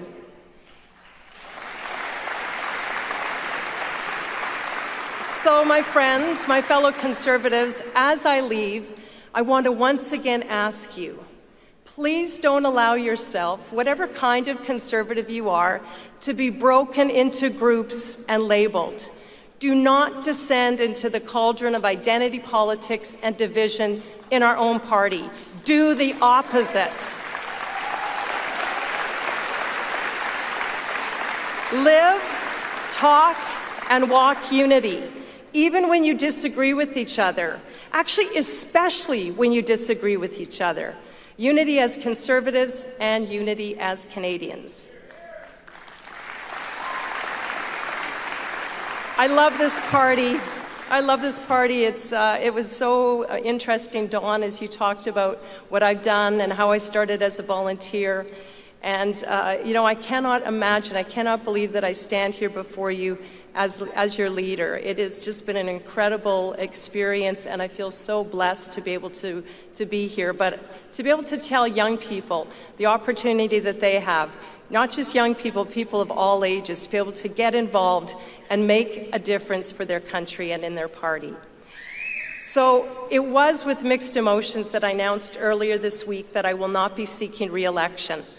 After 14 remarkable years and 5 elections, I've decided it's time to open new doors and pursue other interests and passions. But no matter where I am, my friends, or what I am doing, I will always be a proud Conservative, doing all I can for our leader and our party. And now, speaking of leader, tonight is the night. Tonight is the night we're going to find out who our members have selected to be the next leader of the Conservative Party of Canada. I want to thank each one of the candidates, Jean, Leslyn, Pierre, Roman, and Scott, for putting your names forward and the great work that you and your teams have done. Thank you so much.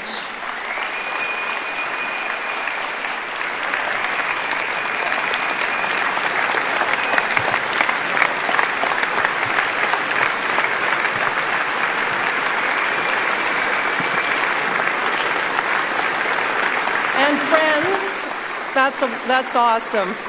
I have no doubt we will support our new leader. We will buttress the new team. We will help them, we will prop them up and advise them. We'll give our new leader the chance to flourish and pave the way for a new federal Conservative government. Now, I have served federally for 14 years, and on one hand, it does seem like a long time, but on the other, it really goes by in a flash. I started as a volunteer, and as I said, I'm leaving from this stage as the person in whom was bestowed the trust of leadership.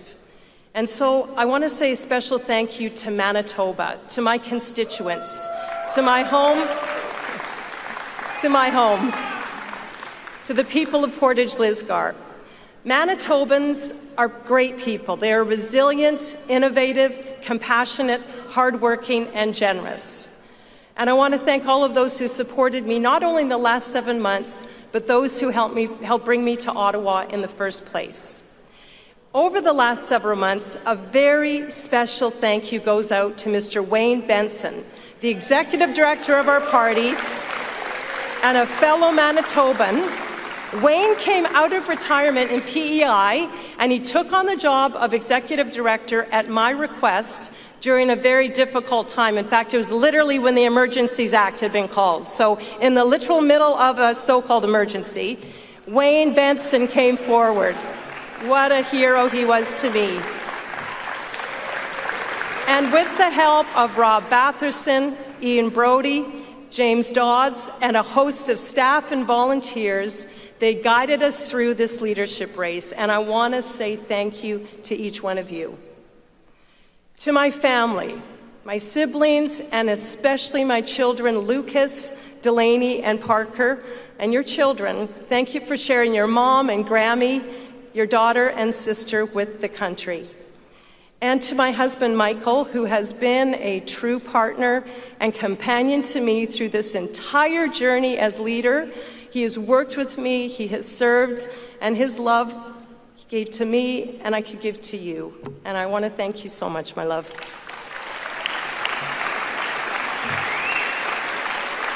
And finally, again, thank you to my wonderful caucus, the members of Parliament that are elected across this country to represent as Conservative members of Parliament. It has been the honor of my political life to have been your leader. From the bottom of my heart, thank you to all of you. What a privilege to serve you. I am grateful. I am blessed. God bless all of you. God bless Canada. And God save the King. Merci beaucoup. Thank you very much.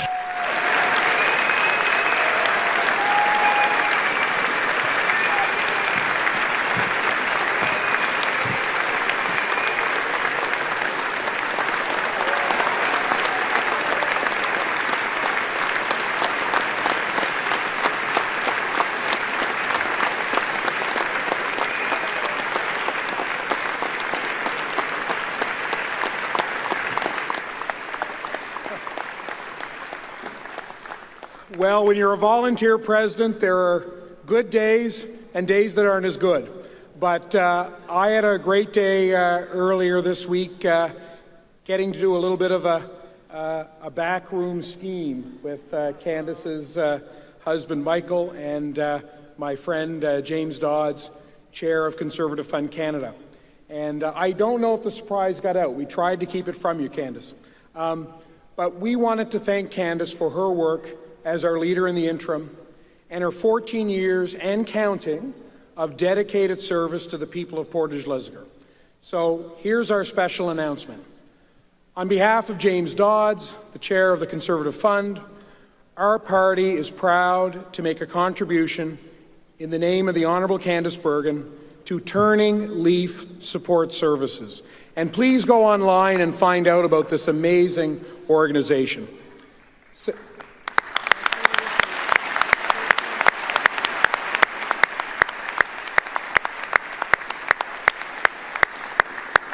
I think one thing that shines through about Candice Bergen is compassion. Turning Leaf Support Services est un organisme de bienfaisance cher à Candice. This is a charity which is dear to Candice. It is a heart which help people who are with high risk and with the mental diseases, and she helps them when they're homeless or were drug users or the victims of sexual exploitation. these are some of the obstacles that these people have to confront every day. Everything Candice Bergen has done for our party, not only since becoming a member of Parliament in 2008, but also for her tireless work since February, keeping everything running smoothly, ready for our next leader. Thank you, Candice, for everything.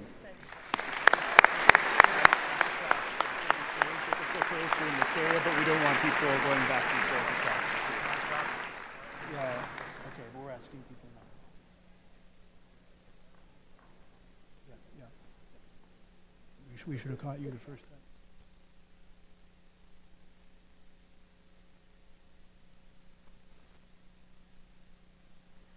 Thank you.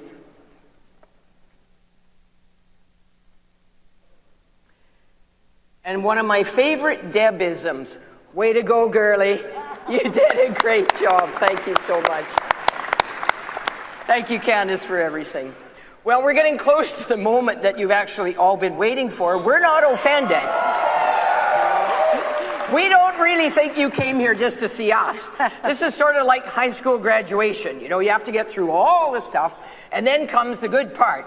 We're getting close to that moment. Valerie and I have had the honor of serving as members on LEOC. We are now 678,000. It just gets bigger and bigger all the time, the number. We are ready, focused, energized, and we're united to bring Canada back to what it can be and what it should be, and the sooner the better.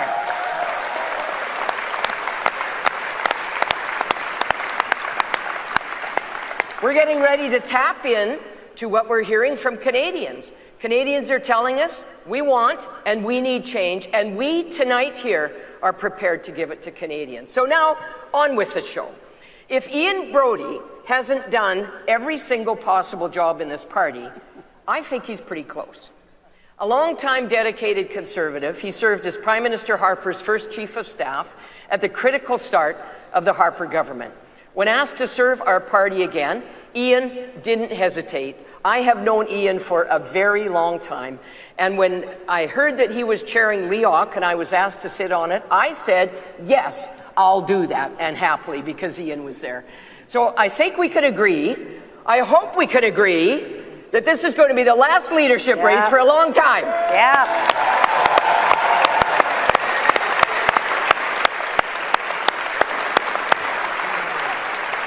Cette course a établi un record canadien. Plus de 678 000 Canadiens. More than 678,000 Canadians for the Conservative Party of Canada. But many people want change, and each member coming from everywhere, from coast to coast in Canada, is bringing his or her contribution and his own experience. And we're lucky to open our arms to people who never were members of a political party. And each new member brings new energy. And members were very interested throughout Canada. And people will represent each region of our country and the makeup of our party. And so I'm proud to represent Quebec as Vice Chairman of the LEOC. And please welcome LEOC President or Chairman, Mr. Ian Brodie.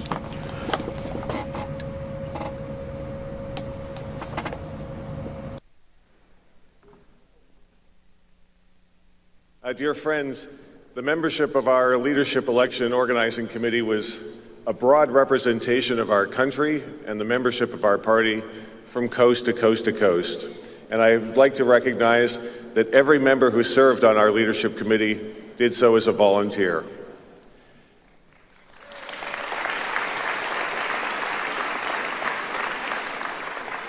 Every member that I served with committed untold hours to the task at hand, taking time away from their families, from their professional commitments, and from the rest of their lives to make sure that we had a fair leadership election. The process and everything that involved the running of this leadership contest took place in consultation with the campaigns.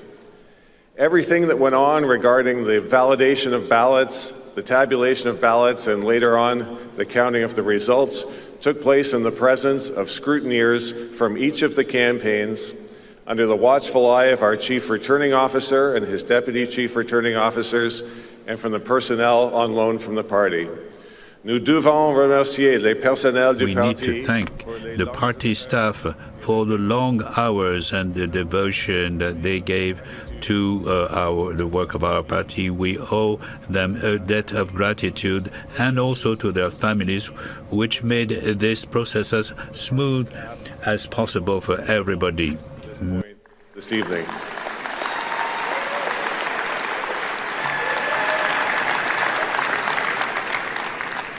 It was our remarkable range of candidates and there are thousands of organizers and volunteers from coast to coast that recruited all of these new members to our party. Each candidate and their teams and their experienced volunteers brought ideas to recruit Canadians. The party staff processed the hundreds of thousands, 500,000 new memberships added to our party.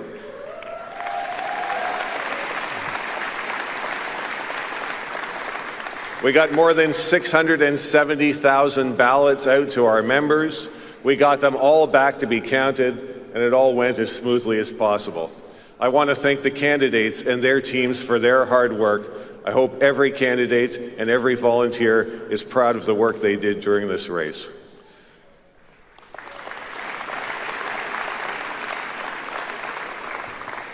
I would also like to thank National Council for the confidence that they showed in our committee and our team, and along with that, our thanks to Candice Bergen for her extraordinary support and her personal friendship to me.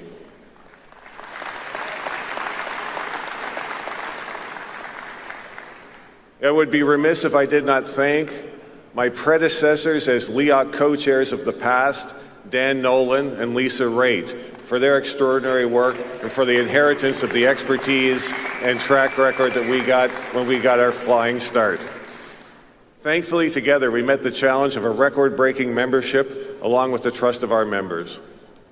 At this time, I'd like to invite my fellow volunteer, Don Nightingale, our Chief Returning Officer and a Director of the Conservative Fund Canada, and my dear friend Wayne Benson, the Executive Director of the party, to come forward and review some of the relevant rules and outline the role of Deloitte. Don and Wayne are both former three-term national councillors of our party, and like me, somehow when the call comes, they just don't know how to say no. I can testify that they are both extraordinarily loyal and committed members of our party. They put in tireless hours to deliver this race, and I am personally thankful that they did agree to serve when they were asked. Don and Wayne, please.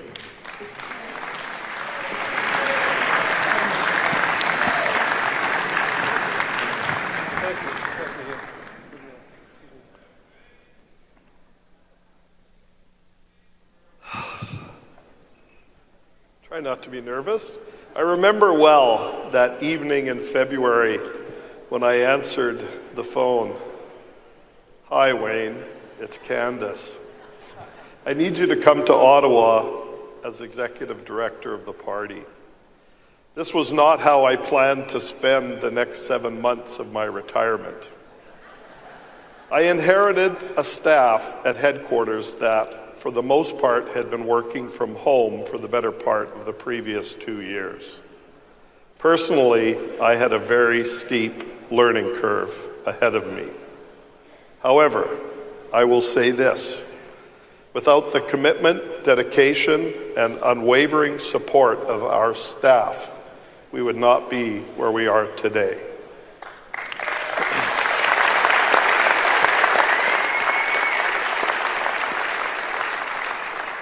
Staff stepped up each and every day, faced the challenges that come with any leadership contest with determination and resiliency, and got the job done as they had already done twice before.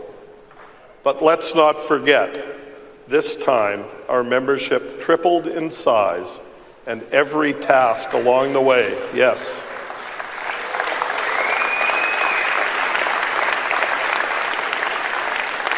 every task along the way was similarly magnified. Every single member of our party needs to know how valuable our staff is and was to this undertaking. I am fortunate and honored to have become part of their team. I want to thank them from the bottom of my heart. We could not have done it without each and every one of you.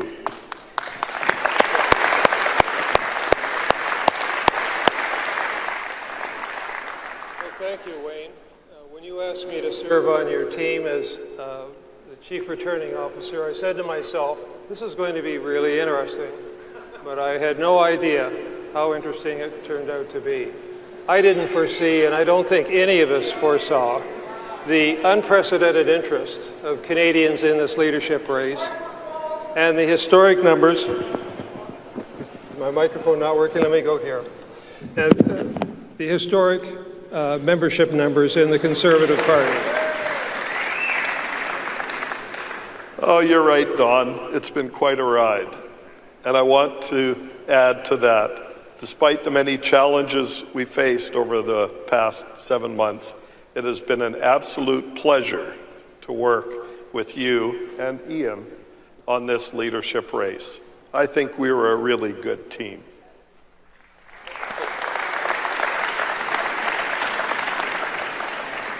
Yes, I wholeheartedly agree with that, Wayne. It was a real pleasure. I'd like to say a few words, ladies and gentlemen, about my duties as Chief Returning Officer.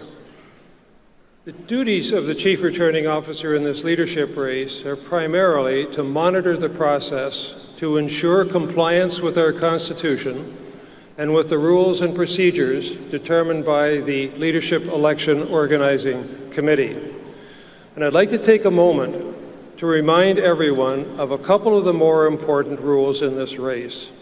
First, our Constitution requires that this race will be conducted on a one-member, one-vote point system. Well, what does that mean? It means that each of the 338 ridings in Canada are allocated 100 points. The Constitution, however, states that only ridings that have achieved a minimum of 100 valid votes cast will receive the full complement of 100 points. Leadership candidates are allocated points based on the percentage of votes they receive in each riding. 30% of the votes means 30 points. To win, a leadership candidate must attain a majority of points from across the country. If no candidate receives a majority of points on the first ballot, we will hold a second ballot. This is what is called a single transferable ballot. On the second ballot, the candidate receiving the fewest points is dropped, and that candidate's points are reallocated to the second preference, with the vote totals, or the point totals rather, being recalculated for all the candidates. This process is repeated until one candidate receives a majority of points and is declared the winner. I would like to add that the point totals at the close of voting are verified by Dawn as CRO and independently by Deloitte LLP. The results are then reported to Ian, Chair of LEOC, and Ian will then announce the results here at this podium. One excerpt from our Constitution in part states, National Council or the Leadership Election Organizing Committee will engage an independent third party to count the ballots in the votes specified. LEOC, pursuant to their rules, appointed Deloitte to monitor and verify the leadership election process and result. And then Deloitte LLP was retained by Conservative Fund Canada, the Leadership Election Organizing Committee, and the Chief Returning Officer to act as an independent advisor and observer for the 2022 leadership election. Conservative Fund Canada will be and was solely responsible for the provision of oversight and staff for carrying out activities adhering to all applicable election rules including the credentials rules and counting rules. Well, ladies and gentlemen, the moment has arrived.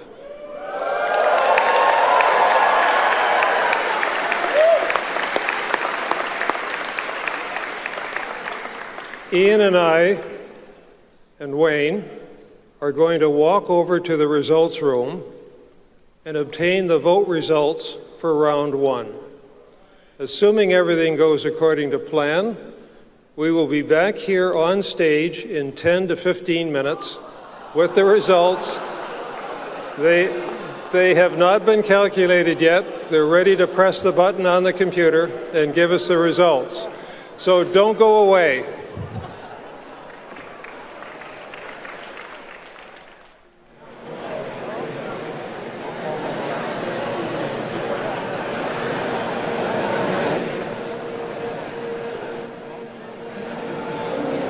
Peter Van Dusen at the Shaw Centre in Ottawa, watching along with you. The opening program has ended. Back, see Jean Charest in the room, and you see some of, we'll show you these candidates, Pierre Poilievre and so on, as we get set to hear the leadership results.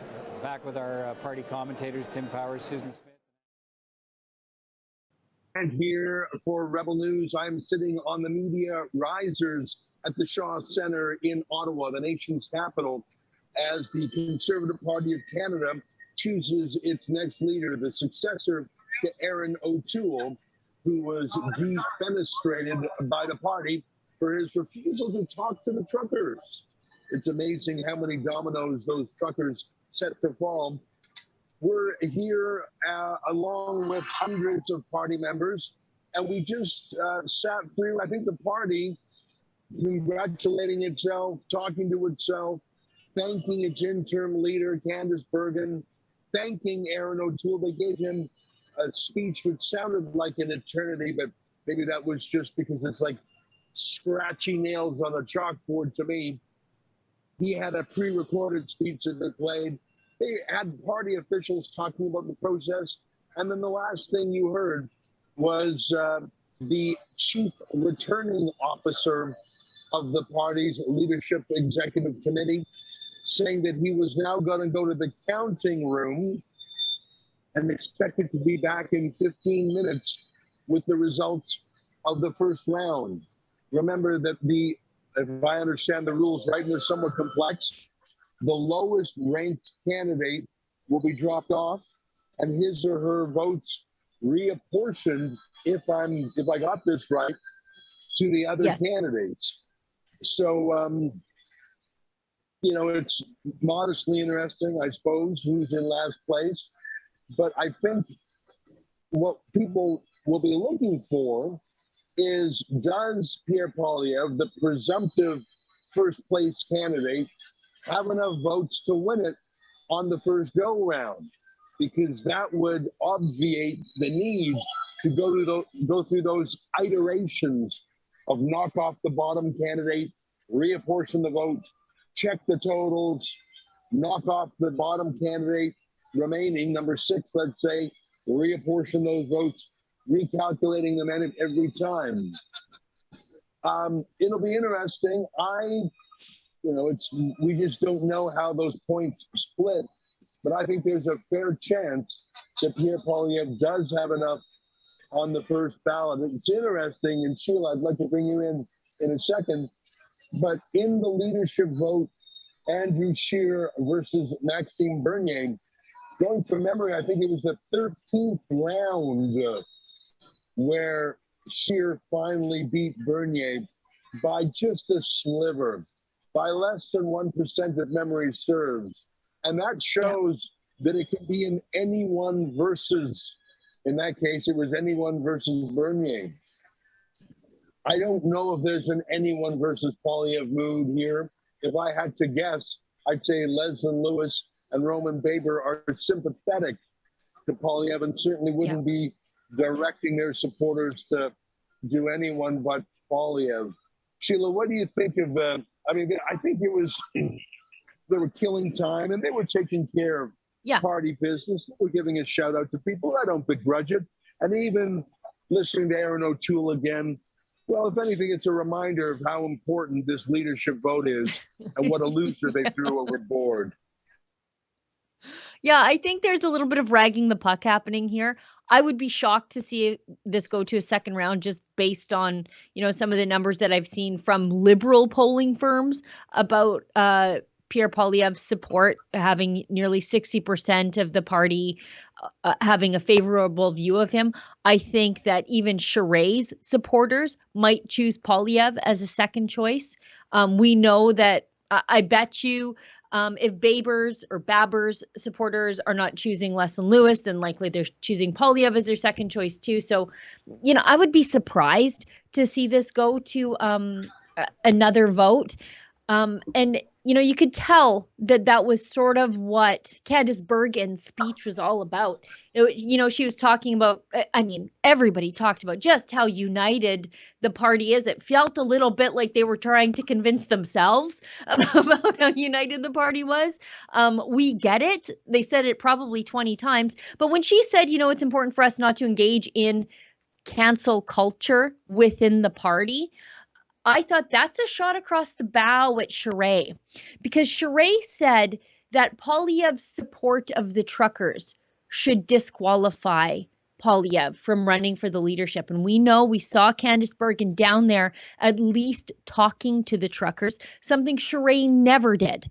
And that was the reason for Erin O'Toole's ouster, was that he wouldn't go down to talk to the truckers. And he, used the language of the left when dealing with the truckers, saying it was overheated down there when when O'Toole was talking about the truckers, which, what's overheated? The bouncy castles? Maybe the hot tubs were a little too warm, but that was about it. I think that was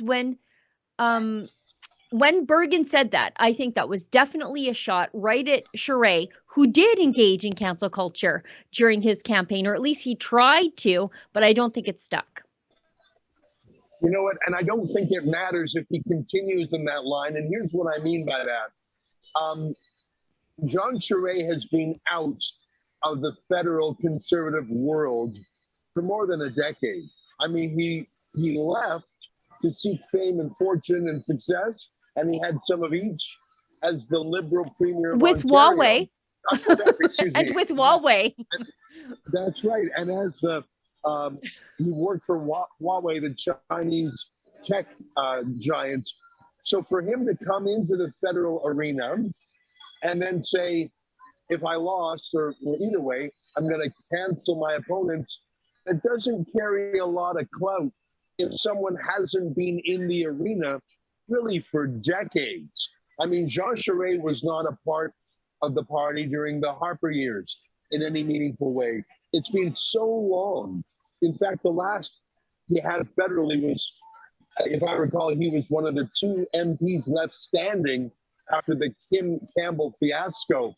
And that's going back almost 30 years now. My point is, if someone who's been an outsider to the Conservative Party of Canada comes in, spends a few months trying to win it, doesn't, and then says, I'm out of here, you guys are losers. Well, maybe, but I don't think he carries any clout within the party to be able to cancel anyone. The threat that Jean Charest poses to, let's say, if Pierre Poilievre wins, is not that it's not that he commands a large faction of the party. It's that he's the media's depiction of what a conservative is or should be. He's the real conservative, not this wild mini Trump, populist trucker Pierre Poilievre. What I'm saying is, the only place where Jean Charest is considered the conservative leader, or a possible conservative leader, is in the minds of the media party. So I suppose he could damage the party that way, but I don't even think he's going to do that. Look, he hasn't had the fire in his belly on this stuff. I mean, what's he going to do? Run as a federal Liberal? I think if Jean Charest loses, which I think he will, I think he might make a few words and then go away, and who cares? I think we might even see him with an appointment at the World Economic Forum or something like that. And, frankly, it's no wonder the media party is pushing so hard for him to win. I mean, if I were Andrew Coyne, I'd be cheering for Jean Charest to win, because if Jean Charest loses, guess who's going to be the official Conservative on the boring CBC at issue panels? It might be Jean Charest instead of Andrew Coyne once in a while. Yeah, that's right. There was one thing I want to get your point of view on, and Deborah Gray was one of the MCs at the opening part of the ceremony. I remember Deborah Gray. She was the first elected MP in the old Reform Party. Now that's going back to the 1980s, if you can believe it. Mm-hmm. And that was in the Reform Party, and then it became the Canadian Alliance. And Deborah Gray was very interesting to have her here, because she really is an old timer in that wing of the party. I didn't think she said anything that was too memorable or that noteworthy, although it sounds like her husband had a car accident recently. But there was a land acknowledgement, and then they brought in a native elder to give a speech that I don't know really where it was going. And I saw online some people thought that whole project felt politically correct. Do you have any thoughts on that, the land acknowledgement? Was that just their way of saying, okay, media, don't beat us up? Is that the new Conservative Party, or does it even matter? What do you make of that liberal-style ceremony at a Conservative event? It's, I don't know.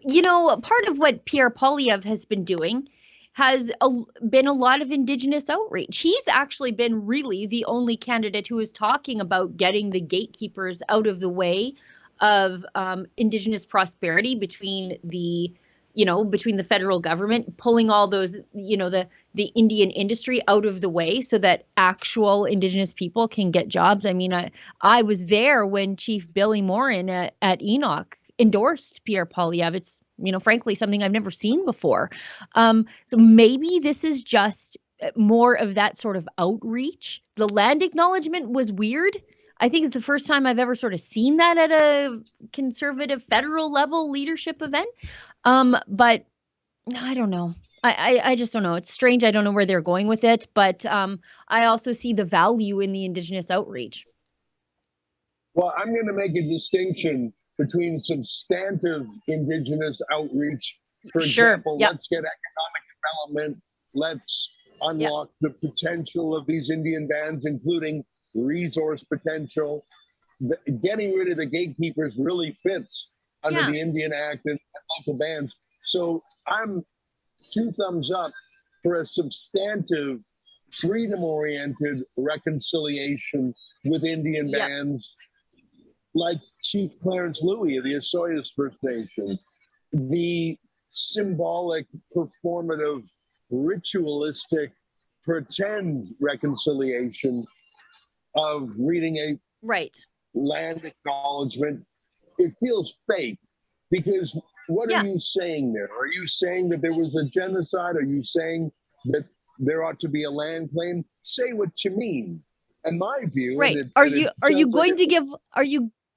sorry to interrupt, are you going to give Ottawa back to the Indigenous people, because that man said that it is their capital? You know what? I'm actually quite willing to hear that argument. I might agree to that.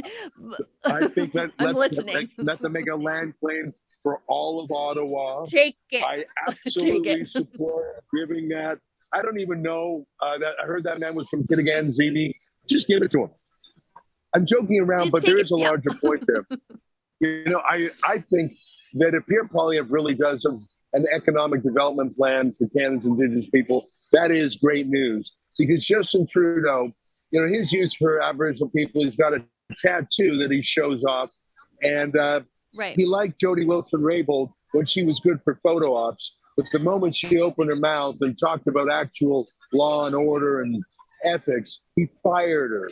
So I think that if we have a substantive Indigenous policy in the Conservative Party based on freedom and economic development, we can leave the BS fakeness to Trudeau. That's my hope. But again, today's event was not this event here, the speeches, who they had, the It felt like a very long speech by Erin O'Toole, but it was probably quite quick. Just when that guy talks, every minute feels like an hour to me. Remember, this event today was designed and scripted by the party itself, not any of the leadership candidates. So what'll be more interesting and more useful will be the next party event, which will have, if Pierre Poilievre wins, his imprint on it. So we'll learn more from that. Now I'm just checking my clock. There's still some time left before we're expecting that first result. And I think it'll be very interesting because we just don't know how the points break down. Sheila, you said that you've seen polling that shows that Poilievre is ahead amongst the party. And I don't doubt that. But again, if there's a district in Alberta with 3,000 members and Poilievre has 1,500 votes there, that can be undone by someone in a riding in Quebec. The total membership 300 if that person has 160 votes. So it's a little tough to measure these things. It's a little tough to predict since the rules are so arcane and cryptic. Yeah, and they said, really to make the threshold for your riding to count, I think you only have to have 100 votes. That's really one candidate with some great ground game that can get all 100 of those. If it's Charest working hard in a Quebec riding, that's 100 points that he could be attributed to him if he can just get out 100 votes and nobody else does. It's odd system. I mean, there are some ridings where you might have a family that, extended family that are all political. You get the whole family out and everyone presses a friend to come out. You could get 100 people. And so there is that wrinkle there. That said, the actual raw number of votes that the Poilievre campaign claims to have, including what they claim to have sold, was over 300,000, if I'm not mistaken. So, I mean, unless they were all bunched up in the West and Ontario, I think that raw number is large enough to do the heavy lifting. Yeah, I think so too. I think that whereas in the last leadership election, we saw Leslyn Lewis really leading in the West. I think a lot of that momentum that she had previously has switched over to Pierre Poilievre. I've attended Leslyn Lewis events, and I've also attended Pierre Poilievre events in the same city. And while I have a hard time disagreeing with Leslyn Lewis on just about anything, just the sheer momentum at those Poilievre events was, it felt like a Stephen Harper campaign event when he was campaigning against Trudeau, when it was just in the West, just thousands of people standing outside, standing on an airplane tarmac. It felt like that with Poilievre. It didn't feel like a Conservative leadership election. It felt like there was more momentum than that, more people. And frankly, the crowd at those Pierre Poilievre events, very, very young. Very young. Interesting.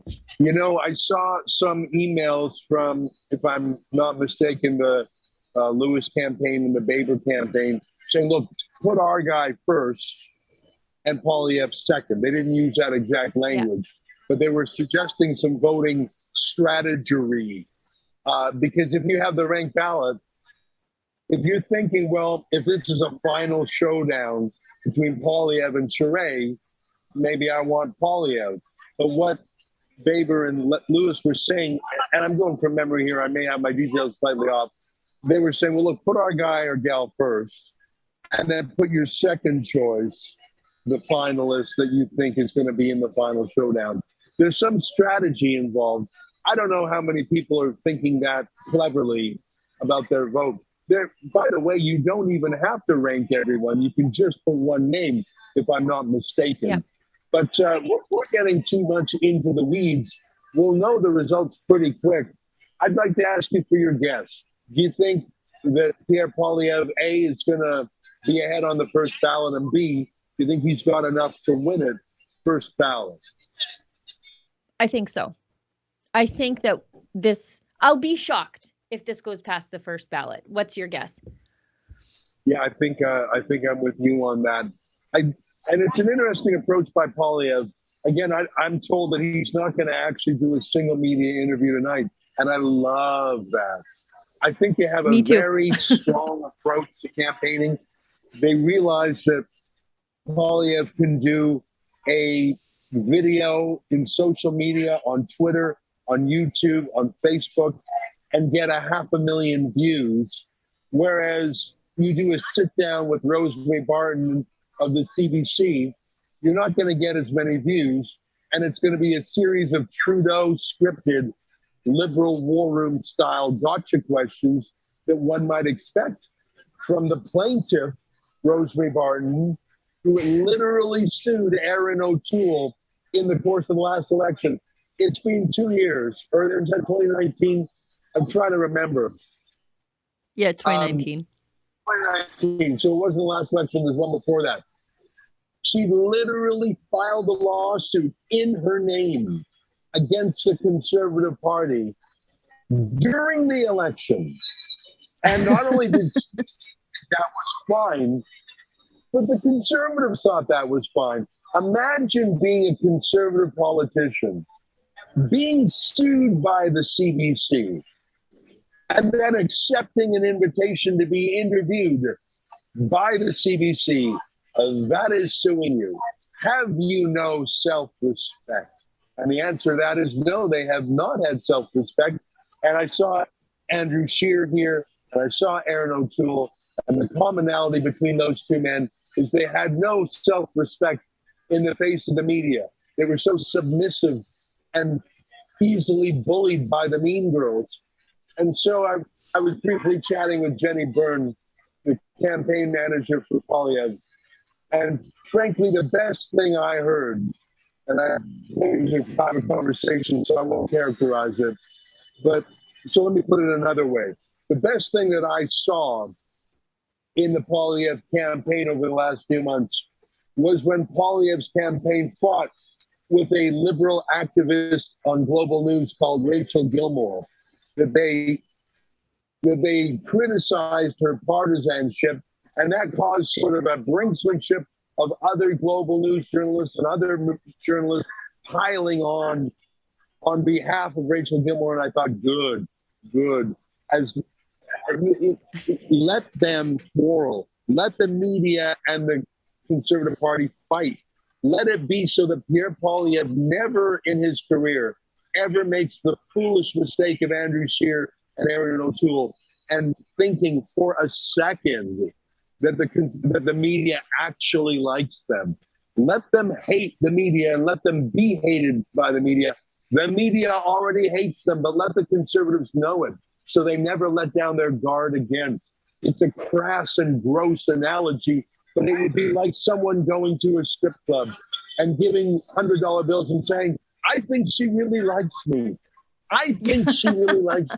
No, brother, she doesn't like you. And the media doesn't like you, even if they smile at you. It is my hope that that Pierre Poilievre hates the media for all eternity and acts like it.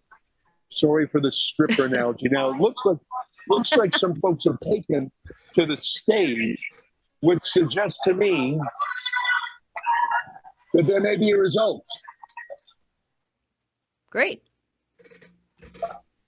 They went to the counting room, they said. I just want to say we would have been here much sooner, except the elevator was in use.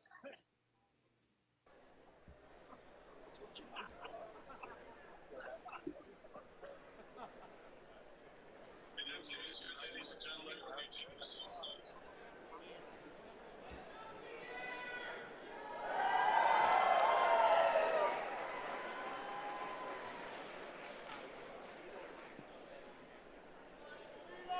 I just want to say we would have been up here much sooner, except the elevator was in use.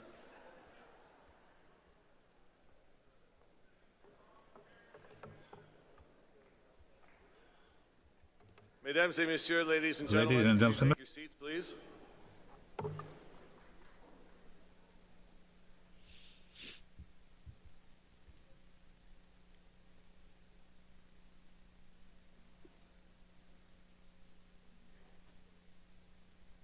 Mesdames et messieurs, ladies and gentlemen. Ladies and gentlemen. I have some results. I have some results.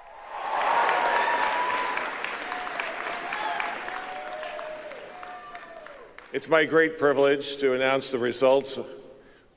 Nous avons un nouveau chef. We have a new leader. The next Prime Minister of Canada, prochaine Premier Ministre de Canada. The next Prime Minister of Canada. Poilievre and Anaida Poilievre. The Honourable Pierre Poilievre. Jeff.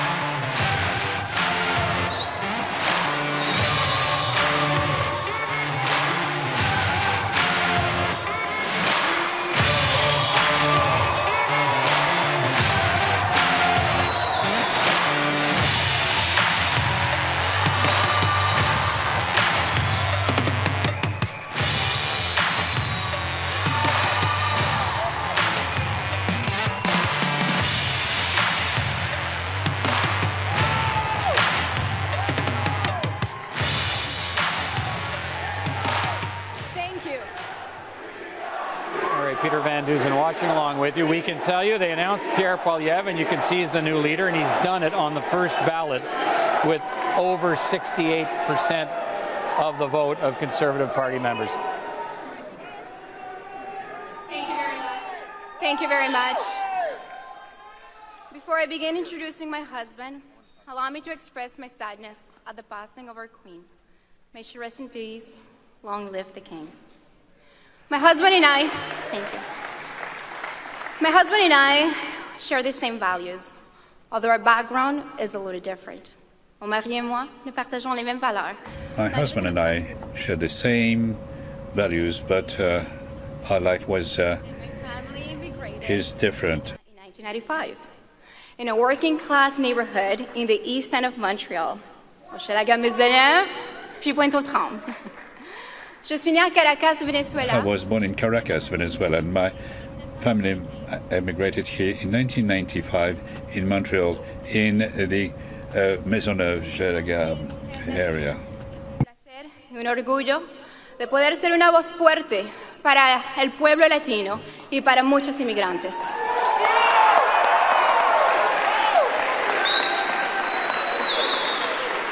My father, he went from wearing business suits and managing a bank to jumping on the back of a pickup truck to collect fruits and vegetables because that's what he had to do to feed his family. Mon père est passé de porter des complets My father, who was a bank manager, ended up getting on top of a pickup truck, and he went with old clothes, and he went to pick up vegetables to feed his family. Taught us hard work, and that there is no greater dignity than to provide for your own family.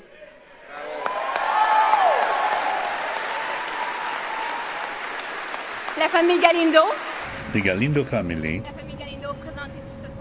which is here tonight, taught us that one has to work hard, and there's no greater dignity than to provide for your family. My father is a small business owner, and my siblings went all from their humble beginnings, including me working at McDonald's, to being a renovator, a registered practical nurse, a proud member of the Canadian Air Forces, And here I am, la petite fille de Pointe-aux-Trembles, standing in front of you and by my husband's side. Dios mío, ¿quién se lo hubiera imaginado? Mon Dieu, qui aurait imaginé ça? My husband's story. Who could have imagined that? He was born in Calgary to a teenage mother who had just lost her own mother. She gave Pierre for adoption to two wonderful school teachers from Saskatchewan. And again, they're all present here tonight. L'histoire de mon mari est un peu différente. The history of my husband is slightly different. He was born in Calgary of a teenage mother who had just lost her mother, and he was adopted by two wonderful teachers of elementary school in Saskatchewan who are here tonight. Our families living paycheck to paycheck, knowing that filling your tank of gas, it is not a luxury, but a way of transportation to go to work and to bring your children to school. Donc, nous avons grandi. So we grew up in a very similar manner. Our families were living from paycheck to paycheck, and if you fill the tank, it's not a luxury. It is how you can go to work and makes you able to take your children to school. A good son, a wonderful father, and a loving husband.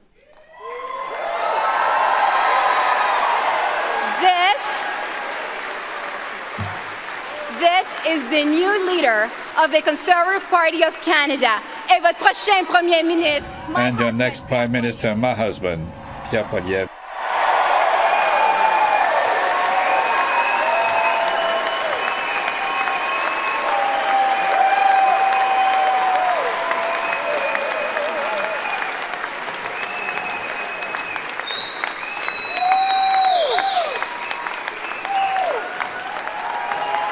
Merci beaucoup.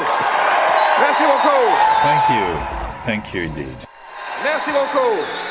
Thank you. Merci, Anaida. Thank you, Anaida. I love you. I begin on behalf of everyone here, expressing my sorrow at the passing of our beloved Queen. Two tiny words, the Queen. Yet on every continent, those two words conjure up more than a picture. They also express an idea, the idea of decency and duty. Elizabeth II, though she might have recoiled at the thought, was the world's most famous woman.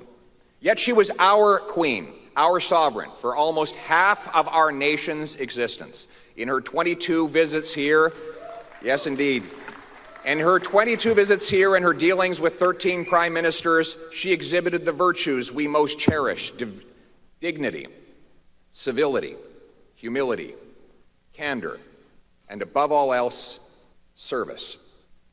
That's why her death, though not unexpected, is nonetheless shocking. We felt we knew her. We felt that her strengths were ours, the strengths of a country which by good fortune and God's grace we call home.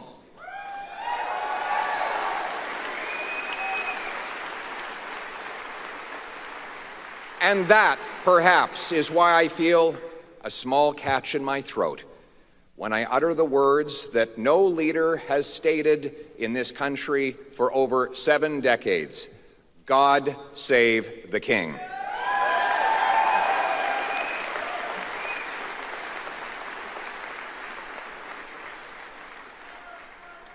Tonight begins the journey to replace an old government that costs you more and delivers you less with a new government that puts you first, your paycheck, your retirement, your home, your country.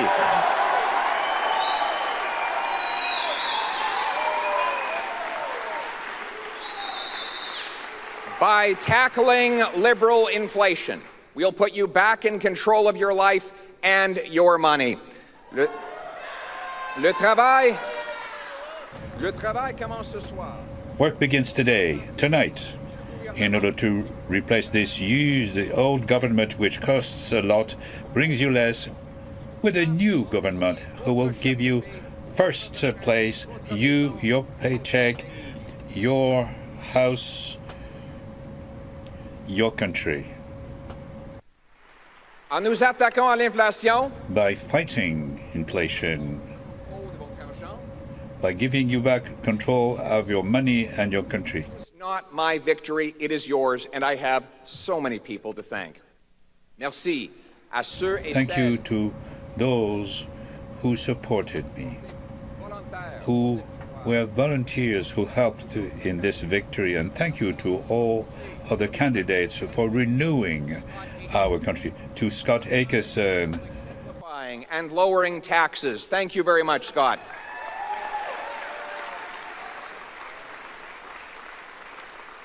Thank you to Roman Baber for standing up for and making sacrifices for freedom for everybody.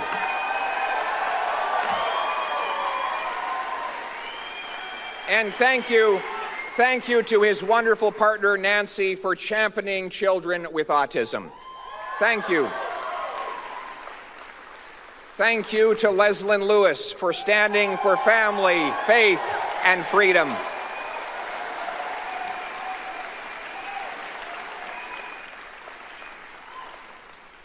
And to her husband, John, for supporting her along the way.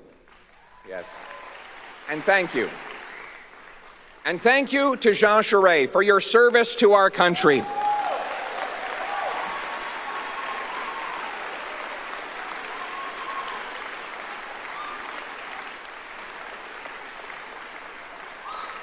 And for ensuring that we still have a country that is united, in which we can call ourselves home. Thank you for fighting for Canada, Jean, when the nation's back was against the wall in the 1995 referendum. You stood with courage and passion. You defended our country, and our nation will ever be grateful for your work. Thank you. Absolutely.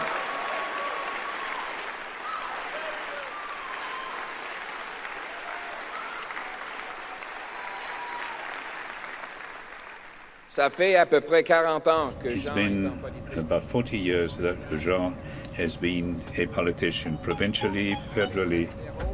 It's difficult, but the real heroes are not the candidates. So often it's their families. Et c'est pourquoi.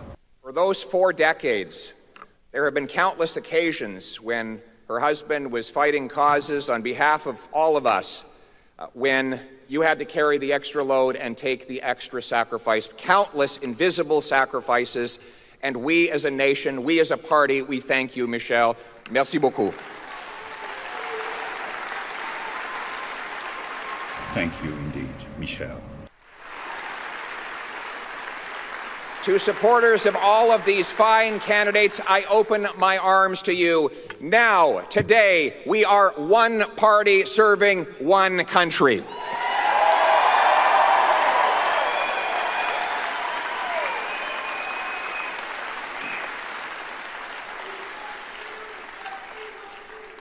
Most importantly, thank you to my brilliant and beautiful wife. Merci à ma belle et brillante épouse. Thank you to my brilliant and wonderful wife. Mon ancre. She's been my anchor, my pillar throughout this crazy adventure. She made this possible. You are my best friend and the love of my life. À la famille d'Anaida qui a pris soin de nos enfants The lorsque nous family, étions Anaida's family who looked after our children when we were on the road. You made this possible. La famille di mia sposa e per su contribuzione a Canada.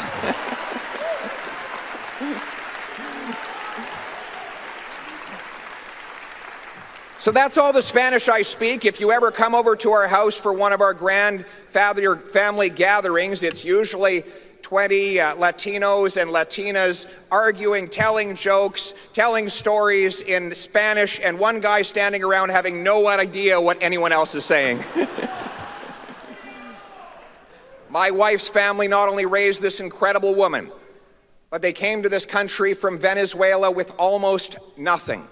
And they have since started businesses, raised kids, served in the military, and like so many immigrant families, built our country. And I want to thank, yes.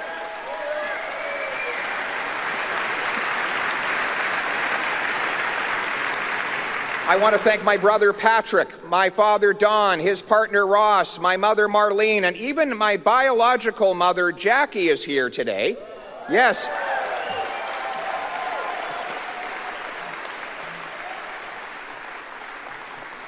We're a complicated and mixed up bunch, like most families, like our country. I want to thank my parents, though. In particular, I want to thank my parents, 2 school teachers who adopted me from a teenage mother. They taught me that it didn't matter where I came from, but where I was going. It didn't matter who I knew, but what I could do. That is the hope I want my kids to inherit.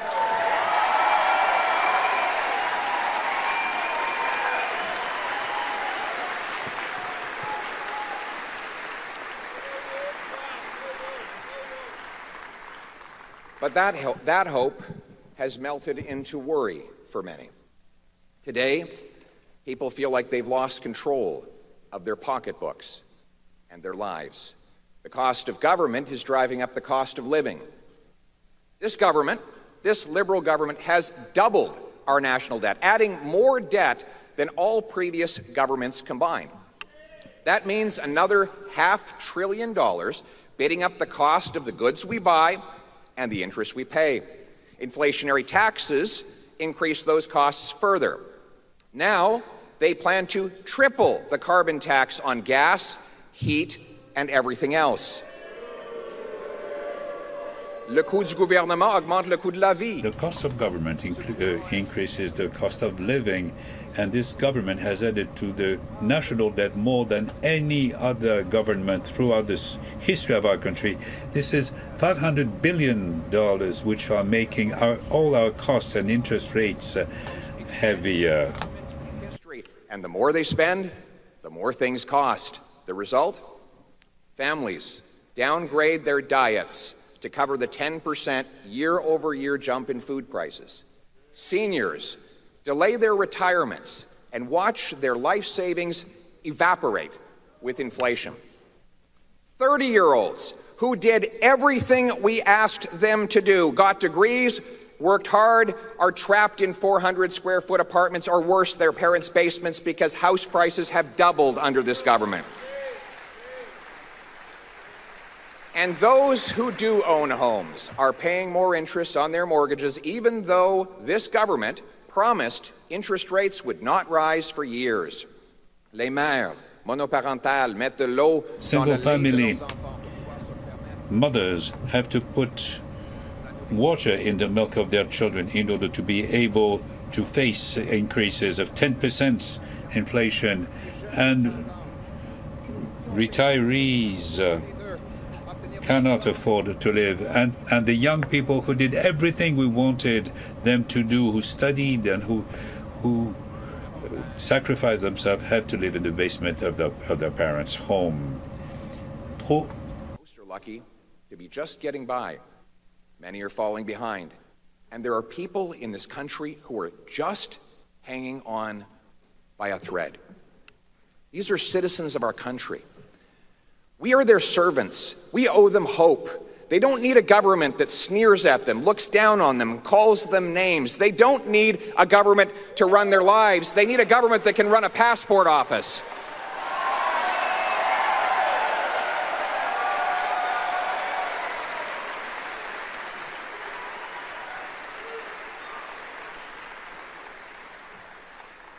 They need a prime minister who hears them and offers them hope that they can, again, afford to buy a home, a car, pay their bills, afford food, have a secure retirement, and God forbid, even achieve their dreams if they work hard. They need a prime minister who will restore that hope, and I will be that prime minister.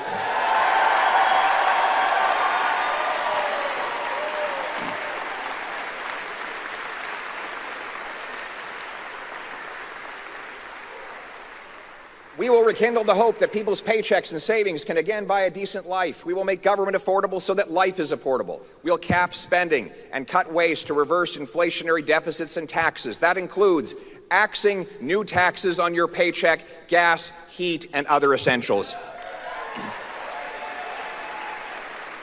It means fighting climate change with technology and not with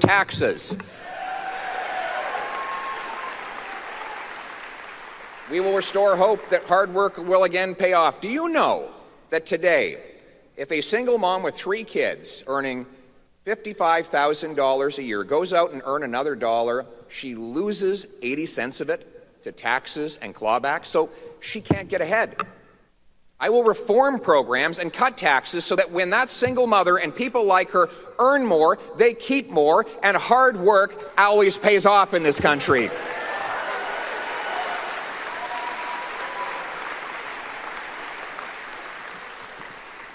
Nous redonnons l'espoir que le travail devienne payant de nouveau. You want work to become a source of money and not of tax, so that people can keep the money they earn instead of losing everything for the government. What cash buys. Think of it. If you've got 10 loaves of bread and $10, well, it's $1 a loaf. If you double the number of dollars to 20, but you still have 10 loaves of bread, well, then it's $2. You see, spending more doesn't get us more. We need to make more. So instead of doubling the money, let's double the bread. Let's remove the government gatekeepers to build more homes, grow more food, and produce more energy right here in Canada.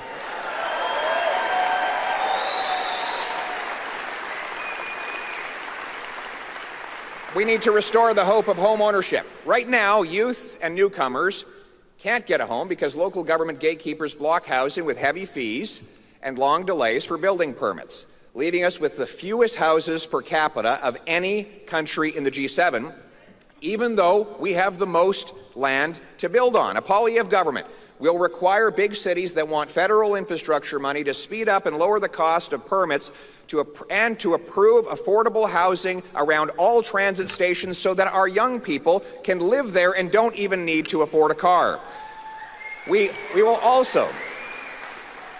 We'll sell off 15% of the underutilized 37,000 federal buildings to turn them into housing and use the proceeds of sale to reduce our deficit. In other words, stop printing money, start building homes for our people.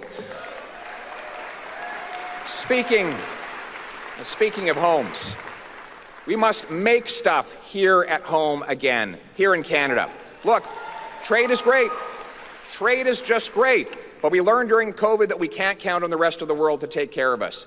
That is why we must be the best place on earth for workers and businesses to build factories, mine critical minerals for electric cars, and develop other resources. Right now, we lose wages because we import 130,000 barrels of overseas oil, mostly from dictators, every single day, even though we have the 3rd largest supply right here in Canada. And that is all because our government prefers dirty dictator oil to responsible Canadian energy.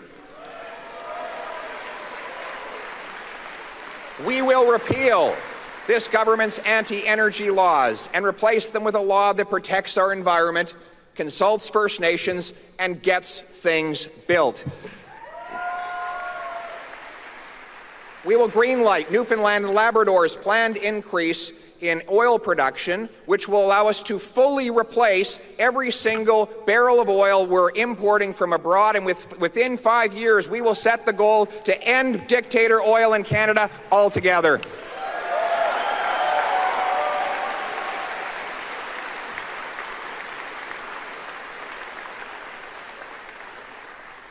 Instead of helping Putin sell his natural gas to Europe in order to fund and finance his war against Ukraine, the Poilievre government will support projects such as GNL Quebec because they know that there is hydroelectricity, which is a clean source of energy in Quebec, which can help also liquefied natural gas without pollution. So that some people prefer for money of natural gas to fund Putin's wars. I want this gas to help people, the welders, Jean-Baptiste Tremblay, the welders in Saguenay. Manufacturing of minerals like lithium, cobalt, and copper to make electric cars and batteries. We will allow for technology to be unleashed here instead of our money to go to foreign dictatorships. And that also includes repatriating food production by standing with our farmers here at home. This government's high energy taxes and proposed fertilizer cuts will only drive food production abroad to more polluting foreign jurisdictions, which would have to then burn fuel to ship, train, and truck that food back to us. But didn't we learn how irresponsible it was to rely on the rest of the world to provide us with our essentials during COVID? A Poilievre government will repeal these taxes and fertilizer mandates to get out of the way and off the backs of our farmers so that we can grow affordable food, feed our people, and be the breadbasket of the world.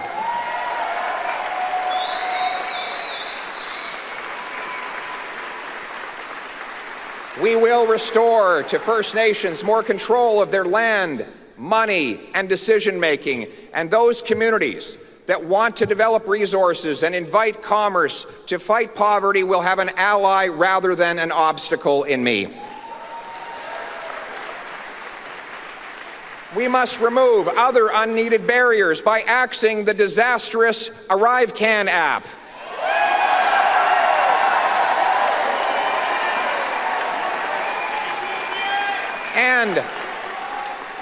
And by ending the remaining COVID vaccine mandates to let people work and travel freely.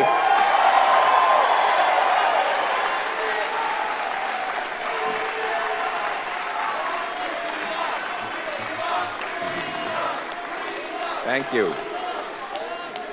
We will bring hope.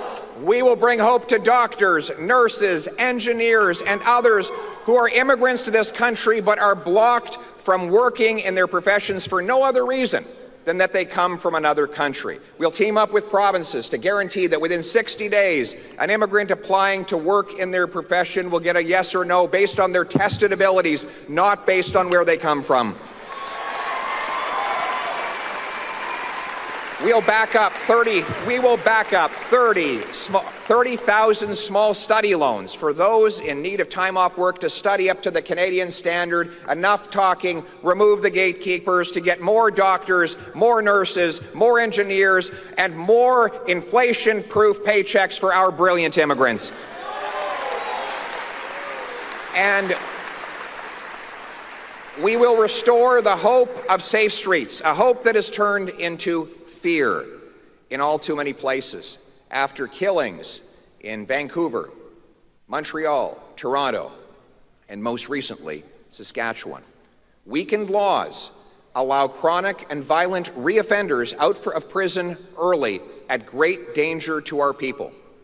Instead of spending a fortune targeting licensed and law-abiding, trained and tested firearms owners, Conservatives will bolster the laws, bolster the borders, and put the real criminals in jail.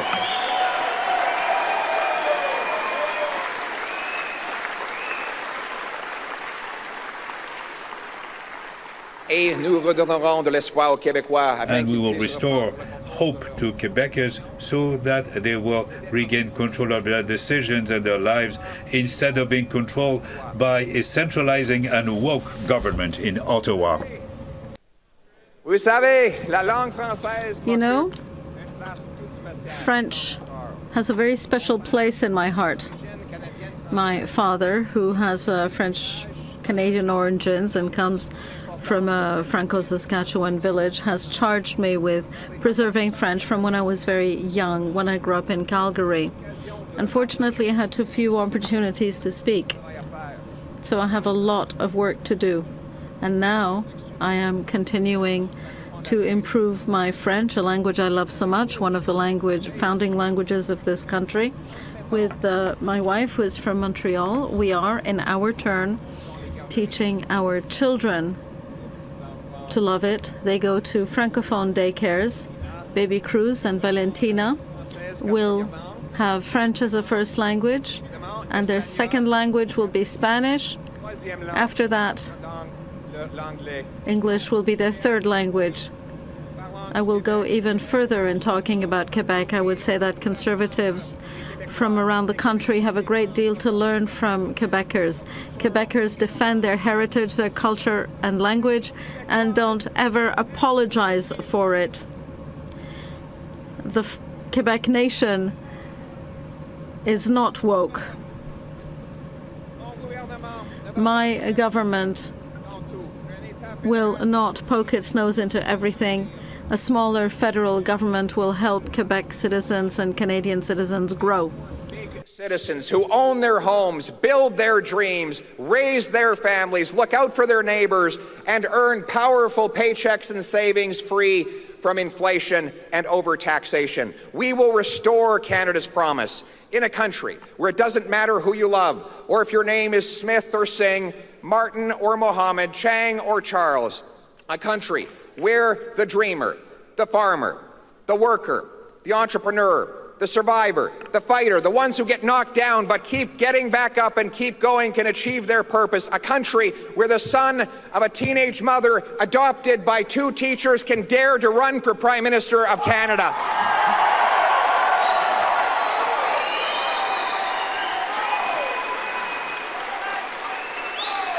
Absolutely. In the words of the great Canadian Prime Minister John Diefenbaker, I am a Canadian, a free Canadian, free to speak without fear, free to worship God in my own way, free to stand for what I think right, free to oppose what I believe wrong, free to choose those who shall govern my country. This heritage of freedom I pledge to uphold for myself and all of mankind. Merci beaucoup. Thank you very much.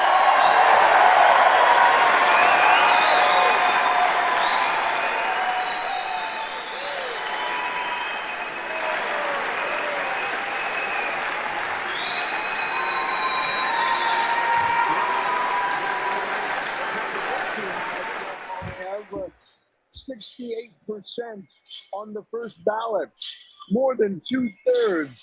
Jean Charest a distant second place. Leslyn Lewis not too far behind Jean Charest. Roman Bader next, and then Scott Aitchison with about 1%. It's interesting to think, what would those numbers have been had Patrick Brown still been in the race? I don't think Patrick Brown would have won, but perhaps he would have had enough to force this to a second ballot. That said, having a 68% win suggests that Poilievre would have won even if Patrick Brown was in the race. The speech was sweeping, an emphasis on his family, in particular his wife. She introduced him. She spoke a little bit in Spanish and talked about her immigrant background. Poilievre himself repeated that story. I think his wife and her roots in Venezuela and her family fleeing that quasi-communist place builds a credibility for him when he reaches out to new Canadians, which has long been a challenge for Conservatives. He repeatedly reached out to new Canadians, not necessarily in a multiculturalism vein, but saying, we'll remove barriers to you getting jobs. We'll have tests, for example, if you're a professional, based on skills rather than country of origin. His language was definitely meant to reach out to young people. He talked about how hard it is for young people to buy a home, to save up enough. I think his speech rings true in our inflationary world when housing prices, especially in the big cities, are out of reach. If you look at his emphases, he also talked about Western issues, about farmers and how we have to stop Trudeau's plans to crack down on nitrogen fertilizer. He talked about, he didn't use the word ethical oil, he said responsible energy. And he talked about foreign oil being, he didn't use the word unethical, I think he used conflict energy or some word like that. So there was enough talk there to please the Western base, the oil and gas and farm Conservatives. He said he was against vaccine mandates. He said he was against the Arrive Can app. These aren't new things that he said. He said them before, but I think for many Canadians, tonight's speech will be their first introduction to him.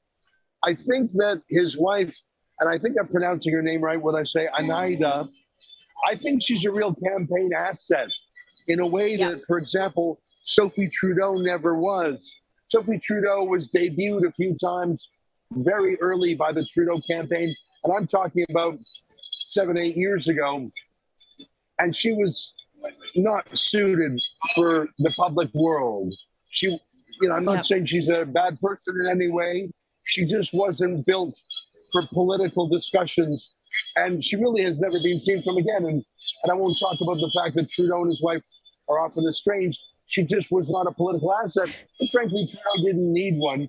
And the absence of his wife allowed many middle-aged women to daydream about maybe Justin Trudeau could be mine. I don't think a lot of women are daydreaming that Pierre Poilievre could be theirs, but I think seeing Anaida Poilievre speak smartly and passionately, and that's a big part of the Poilievre story. I had heard before the story of him being given up by a teenage mom and adopted, but it's a powerful story when it's told by the man himself. I think he's really worked on his backstory, and it is such a contrast to the elitist silver spoon story of Justin Trudeau. Justin Trudeau ran against Stephen Harper as the cool young guy. I don't know how cool he is. He was younger than Harper, but Poilievre feels younger. Poilievre isn't cool. I don't think he would ever say so. But I think he feels like he's much more in sync with the times. He's not just playing those anti-Harper message tracks about feminism and wokery. Poilievre himself specifically said he was against wokeness. I don't know. I thought it was a good speech. Nothing that people following the campaign hadn't heard before, because, of course, none of these were new announcements by Poilievre. But I think it will be an interesting introduction to people who only tuned in. The big takeaway from today, though, is the size of the win. Sorry, Sheila, over to you. No, I was just going to say, I agree with you so much on the Anaida Poilievre take of yours. She is going to be an incredible campaign asset because she's a mom of 2 small children. She's a new Canadian. She's going to be the new Canadian outreach on the campaign trail, mark my words. Her story is incredible. A family that came here with nothing to all the siblings doing well.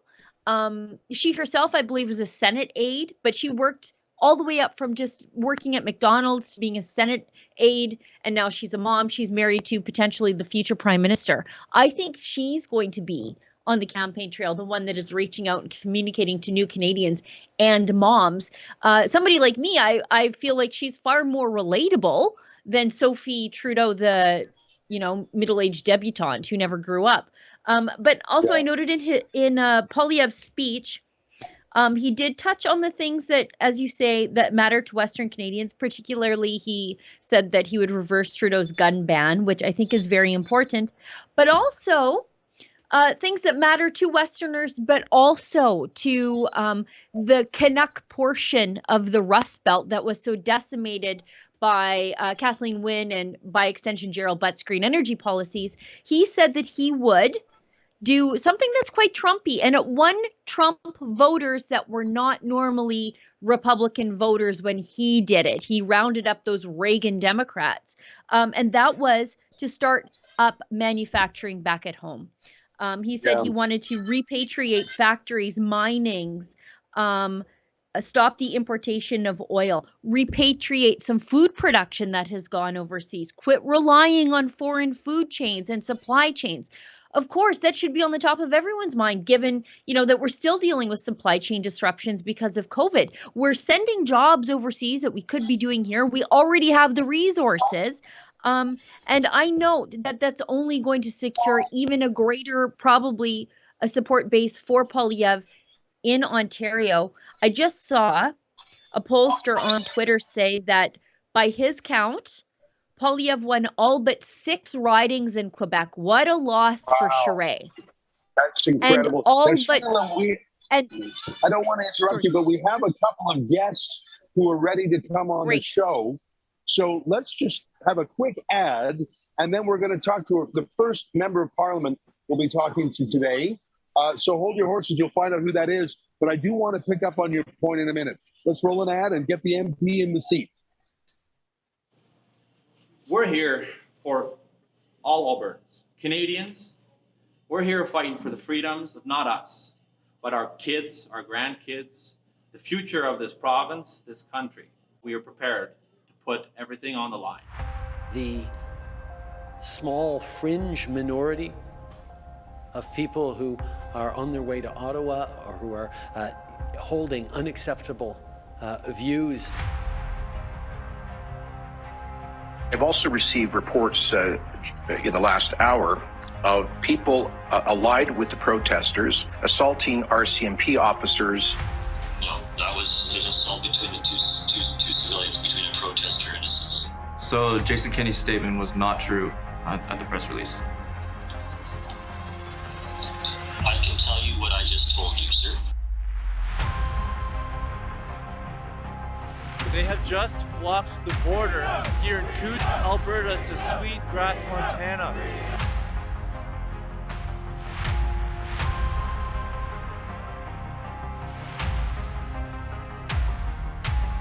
We don't want to put anybody's livelihood in jeopardy. That is the very last resort. But This is something I've certainly never seen before. Freedom and peace and loving. That's the Canadian way. It's not like CBC or any of these other mainstream news channels are making it out to be. I am not a white supremacist. we're not backing down until the mandates are lifted. Yeah. We're not backing down until the mandates are lifted. Yeah. This is our only battle we have.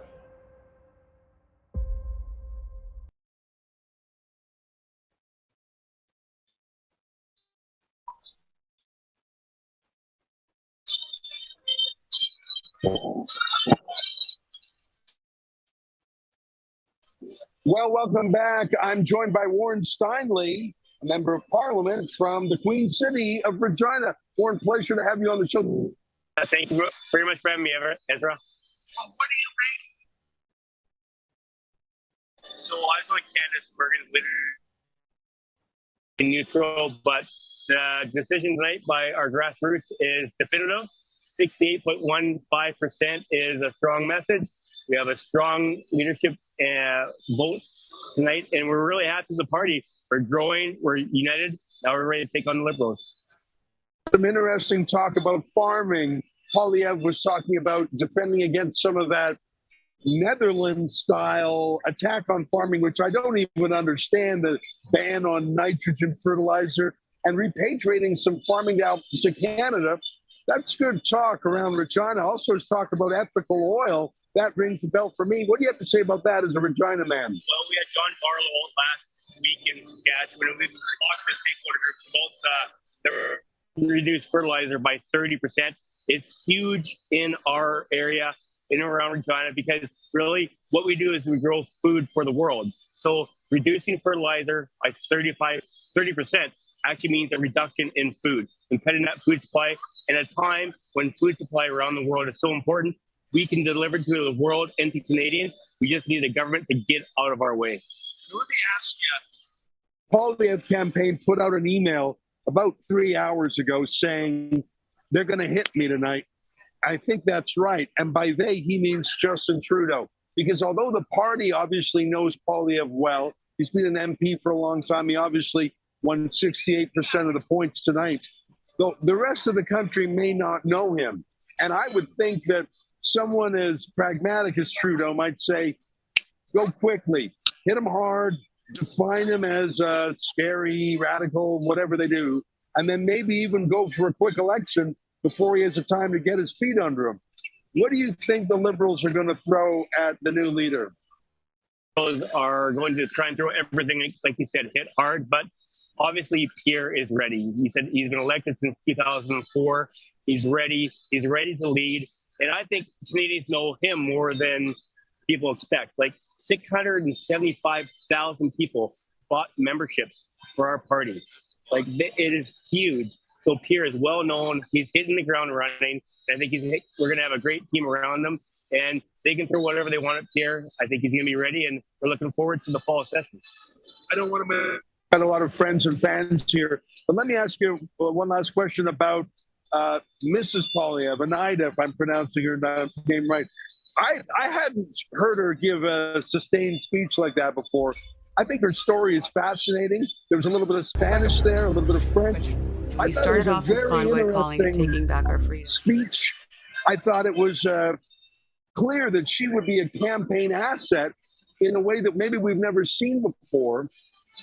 I'm excited about what that means because she has a story that defies the kind of typecast of a conservative. At least that's my takeaway. Give me a word about Anaida Poilievre. Speech tonight, people are really getting to get to know her and appreciate her story. She is well-rounded. She's worked on the Hill. She's very intelligent and in tune to Canadians and politics. And I think we're going to have a first lady for our party that we haven't seen for a while. And reminiscent of Lorraine Harper, she's a great asset for Stephen Harper. And I think Anaida will be the same for Pierre. Thanks very much for popping by the Rebel Absolutely. News Riser here. Back to you. At the end, we're going to run another Rebel ad and we'll go back to Sheila's actually, you got Danny Bulford on tap. You might call him from the police on guard, I think is the name of the organization. So we'll come back to you in a minute. Right, We started off this convoy calling it Taking Back Our Freedoms. But our freedoms are nobody's to take away. So we're going to restore everybody's freedoms.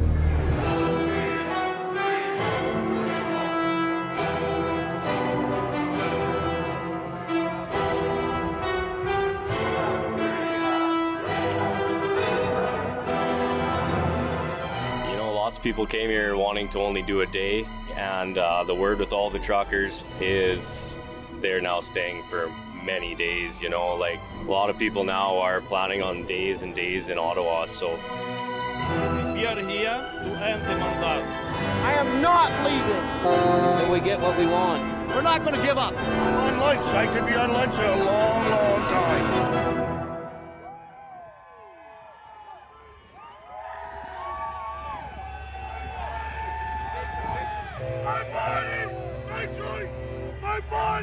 My choice, especially the choice for my child. My body, Trudeau, not yours. When your job and your life.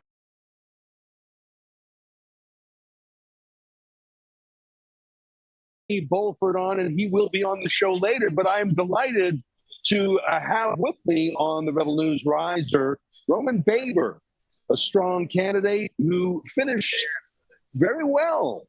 He joins us now. Roman, thanks for being here. Now, Pierre Poilievre, 68%, very dominant. Yeah. You were not an MP. You were active in the provincial PC party, but you debuted. I mean, for you to have a 5% ahead of Scott Aitchison, not far behind Jean Charest, I think you rung a bell. I mean, listen, Pierre Poilievre was dominant, but I think you connected with something in the Conservative Party. What do you think that was? I have to congratulate Pierre on a very decisive victory. He ran a very strong campaign, and I have optimism for the future of the Conservative Party, especially given the depth that he showed tonight and the conciliatory tone that he offered to Jean Charest. I thought that was very good, because the most important thing we need to do right now is unite as a party, embrace all Conservatives, so we can defeat Justin Trudeau and eliminate what I think, frankly, is the existential risk of facing our democracy. Ezra, we've ran a terrific campaign.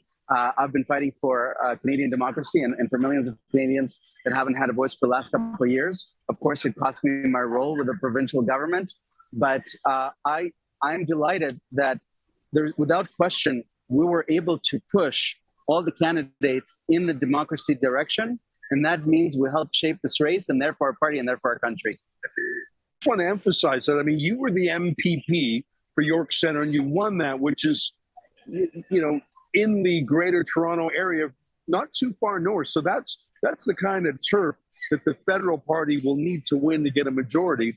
To go from one district to winning votes across the country, I think people liked the fact that you suffered for the cause. You were kicked out of a government on a point of principle. That feels rare. That's a kind of ethical price to pay that few politicians have done. I think that's why you resonated. And I think you're right. I think the other candidates picked up on your message.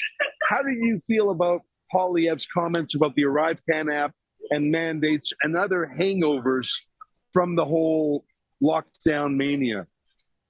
That he showed some depth tonight. It wasn't, he didn't scratch the surface. He went into substantive issues and he drew a difference between himself and our Conservative Party and Justin Trudeau and the Liberals. I like the fact that he was very clear that issues of the economy is something that's very, very predominant, but at the same time, he did not leave individual choice and our freedoms aside. And I have every confidence that he will restore freedom of speech and freedom of choice. And at the same time, really resonate with Canadians on what is now turning into a major issue, and that is the cost of living. Justin Trudeau is going to be thinking about the next pair of socks he's going to wear. Pierre Poilievre is going to think about making life for Canadians more affordable. Interesting things for me tonight was getting to know Mrs. Poilievre a little bit more. Now, I know she's been with him on the campaign trails, but her speech in English, French, and Spanish, the story of the family coming from Venezuela, that kind of story, it reminds me a little bit of your story, born in the former Soviet Union, in a regime that didn't value freedoms. I think that message resonates, and I think it helps Poilievre himself connect to new Canadians. What do you make of Anaida Poilievre's role tonight? And I think they gave an opportunity for Canadians to get to know this family a little bit. And I think it's important for not just for likability, but to demonstrate leadership. And Anaida and I share a similar story. We were born in regimes that didn't respect, in communist regimes. And so we know how fragile and how precious our democracy is. And I'm sure that resonated with her husband as well, obviously. I also think that without question, we have to appeal to more communities. We know that new Canadians come to Canada for democracy and opportunity. And those are conservative propositions. And we should stop ceding new Canadians to the Liberals.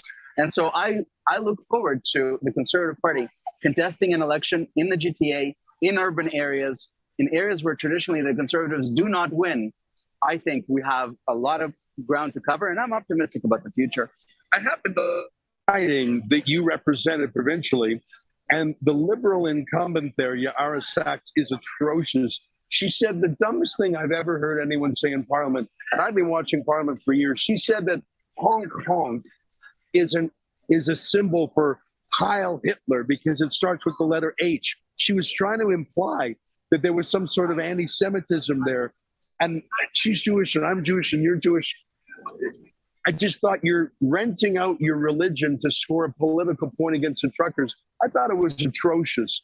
I think that district is open for the Conservatives to have a win. I think the combination of the atrocious incumbent, the fact that you won it as an MPP, and the fact that your profile has grown dramatically in this race. I want to tell you something, and this is my last question. I know you got to run, but I've heard two things many times in this campaign. I've heard people say, if Poilievre wins, I want Leslyn Lewis and Roman Baber in cabinet.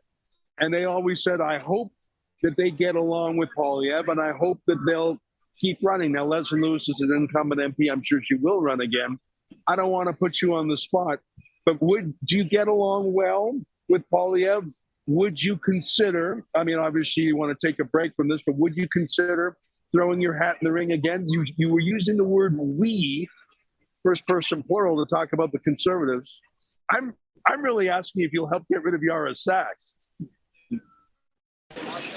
First of all, I'm incredibly grateful to so many Conservatives coast to coast that have shown myself so much kindness. Kindness is something that I thought has been missing largely from our nation in the last couple of years, but I've met so many wonderful people, and I'm incredibly encouraged. And I'm also very encouraged by the new leader. We have a very positive relationship, and I have faith in him, and I expect him and hope that he will be our next prime minister. As for myself, I haven't made any decisions as of yet.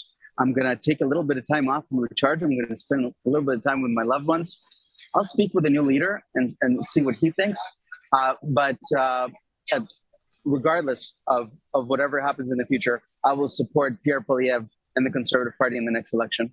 All right, there you have a room in favor, strong showing tonight. A man who certainly stirred the file of the pandemic and the lockdowns have made the case in the most principled manner. Stay with us. We're going to run a quick ad now, and we'll have more guests for you here at the Rebel News Riser at the Shaw Convention Center in Ottawa. Stay with us. Don't go away.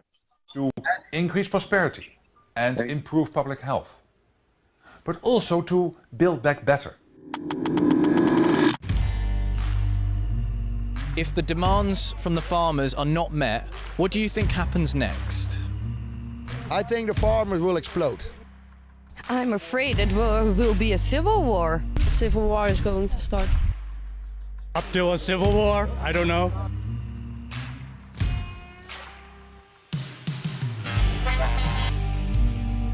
I think there's going to be farmers today or tomorrow, they go to their homes and they say, if you don't come there, we come to you. Well, I know the farmers a bit, and if they draw a line in the sand, they draw a line in the sand.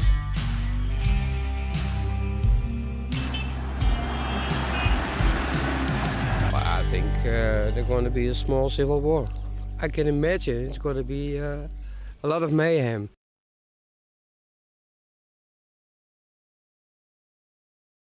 Okay, good. And I needed, yeah, we're good. Give me a signal or a quick count just because I can't see. Well, here we are, Ezra Sheila. You know what? We're running things the Rebel News way, citizen journalism, low budget. I'm looking over there. I see the massive team for the CBC and CTV. Those are the bailout media. We've learned that they received over $104 million from Justin Trudeau to get them through the pandemic. So that's why they have their dough. We're running with citizen journalists, but I'm loving it. I was looking earlier, we had nearly 20,000 concurrent viewers between our different platforms, Rumble, YouTube, and the others. What a delight to have so many interesting people here. With me on the stage is someone you might recognize from the trucker movement. Danny Bulford is a former, he worked in the the VIP protective unit of the RCMP, if I recall, as a sniper spotter. Yeah, I was from the RCMP's team. Sure, I got that. But the majority of our time was spent supporting protection of the PM and other VIPs. And mandates came down. You made a very difficult and principled decision. You started Police on Guard and now Mounties for Freedom. So did I get that right? I saw an interview with Chris Vandenbosch, one of the founders of Police on Guard. I registered with them. Through them, I learned about the existence of Mounties for Freedom. So then I focused my time there because it was most applicable to me. Right. Yeah.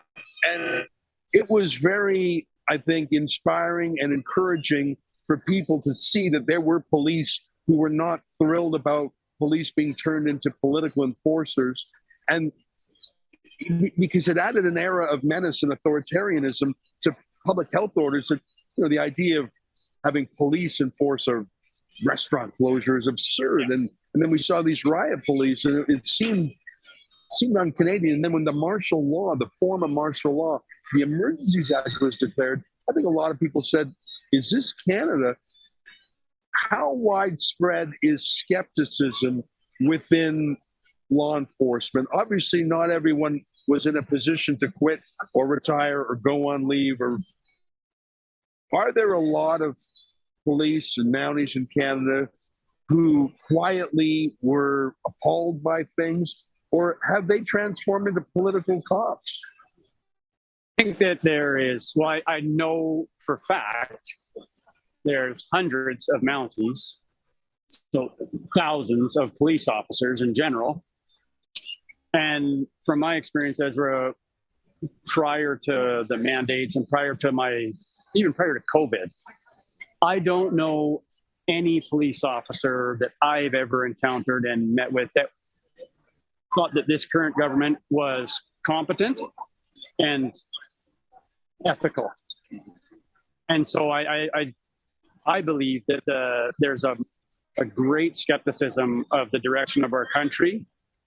But like you said, people are fearful of losing their job, losing their pension, right? Like I've heard multiple times from multiple active serving police officers that they inoculated themselves against unemployment, right? It wasn't, they didn't believe it was the right choice necessarily for themselves, but they did it because they felt they had to keep their job. So they were coerced, right? You know, and quite often it's very common for law enforcement to, you know, have law enforcement officers to have a spouse that's in healthcare, right? Or military, especially in the Ottawa area, in my experience. And so both husband, wife, both people involved in the marriage are under mandates, right? And so that's I get frequently, I've had officers from various police services come to me in private and say, like, thank you for speaking out. You know, I've seen your videos, stuff like that, but they couldn't jeopardize their career. Yeah, well, right? I mean, very few people were in a position that they could walk away from that situation. It really was a form of coercion. Now, you use the word ethical and competent. You said unethical and incompetent. And I agree with you on those two things. But I think using police to enforce the lockdown went further than just ethics or competence. The role of policing in society. And I want to just speak personally. Mm-hmm. My entire life, for the first 90% of my life, I would call myself a super supporter of police to the point of being irrational. Mm-hmm. Like, almost never would I ever side against the police in any dispute. I would do acrobatics. I would turn myself into a pretzel to support the cause. Yeah. In the last few years, I have seen police, and I know it's not all of them. I know that. I'm talking to you. But I saw such widespread abuse of policing that almost felt like a glee in enforcing foolishness. Mm-hmm. Yeah, enforcing unethical and incompetent rules. But it was the glee with, and not just in Canada. I saw this in Australia. I saw a little bit in the United Kingdom. Not a lot of it in America, but I saw some. And it shocked me out of my pro-police default. I'm not saying I'm anti-police. I don't think I am. But I saw so many anecdotes. I think there's a trend. Help me come to terms with what, and I saw it in doctors too, but yeah, absolutely. I mean, doctors were told, you become propagandists or you have your license pulled. Yeah. So they were under duress too. What do I do, and what do our viewers do who spent 90% of our lives loving cops, hating the defund police people, hating the Antifa people, and now the police were the ones who were so brutal, the SWAT team style takedown of Arthur Pavlovsky, even the arrest of, Tamara Leach, the peaceful trucker grandma. Help me out. How do I reconcile that? How do I come to terms with that? That's a hard question, because those are the same things I struggle with, right? My post-convoy, my belief in what Canadian police were about and what we were supposed to represent was really shaken. Now, I know, because I've worked with so many of them, the vast majority of them are good people that join for the right reasons. Can I share two theories with you? So, number one, you've probably heard Matthias Desmet, and he talks about mass formation. Yeah. So I think that definitely I think he's spot on. I think that has taken massive hold. Compliance and almost like a pants, but just sort of you're part of the group, you get lost in the mob almost. And it's going to be to break that, even with evidence. You can show all the evidence in the world, and yet it's still hard to make that breakthrough with people. So I think that's a key factor. And I also think police, first responders were prioritized very early on in the rollout. And what I know of most police officers I work with is very type A personalities, right? And it would be very difficult to look back in retrospect at even want to look back at evidence that has come to light now and come to the conclusion, like, did I do something that could have harmed me? Could I have supported something that harmed my family? Right? You're talking about the vaccine. Yeah, itself. yeah, I'm talking about, yeah, that's right.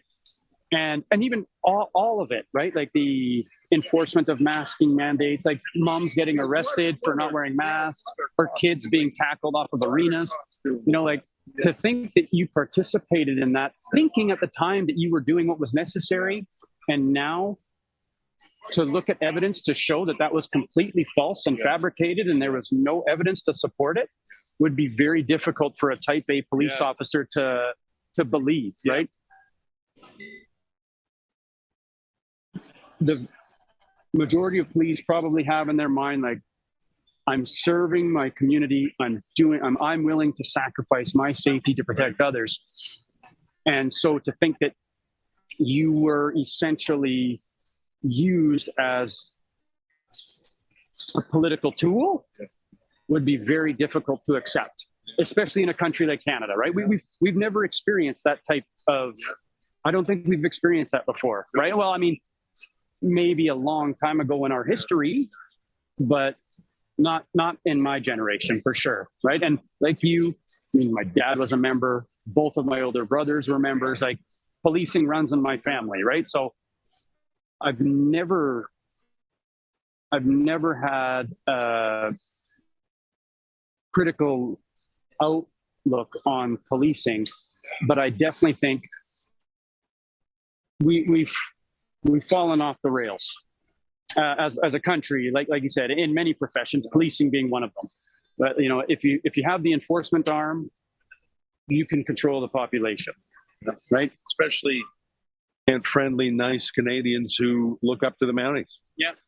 Well, listen, I appreciate that briefing, and we were talking about the truckers and the convoys, the Mounties, because that's the shadow hanging over us. That's the reason why there's a leadership here, because Erin O'Toole mishandled that, and I think that his lack of opposition was critical. I mean, when every single political party on the ballot agrees on the central issue of the day, what even is the point of the election? Well, I think had he vocal in opposition, he would probably be the prime minister right now. I think you're probably right. Why are you here? Are you a party member? Is that a new thing? Yeah, it is. Just to observe. Do you have political ambitions? How have you been treated here? I mean, tell me, are you an outsider of the party, or are you making inroads here? Well, I'm new to being a signed up member of the Conservative Party. I did it because I chose to support Roman Baber because of his courageous stand that he took. Yep. He's very principled. Yes, and I was paying attention to what he was doing. You know, when he was on the cusp of getting kicked out of Doug Ford's government for speaking out, and so that's what drew me to him as an individual. Like I had, like many others, I was skeptical of the Conservatives because of such a lack of opposition, like you had mentioned. But I saw Roman, and he was going with this direction. And then I also thought Leslyn Lewis was pretty strong. And I mean, of course, Pierre Poilievre he's very popular. He's very sharp and articulate. He's always holding the Liberals to account, mostly on financial matters. And I'll give him the benefit of the doubt. That was his job, right? Finance critic. And he did a great job of it. So I was drawn mostly because of Roman. And then as I was paying attention, those were my top three candidates. They were the only three that I actually supported. And in that order, Roman, Leslyn, Pierre. And I think any single one of them could defeat Justin Trudeau in a general election, which I think is what is the ultimate goal. Well, that's very interesting. Glad to see you here.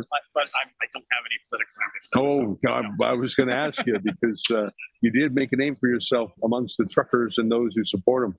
Well, listen, thank you for stopping by Rebel News. It's been a very interesting night.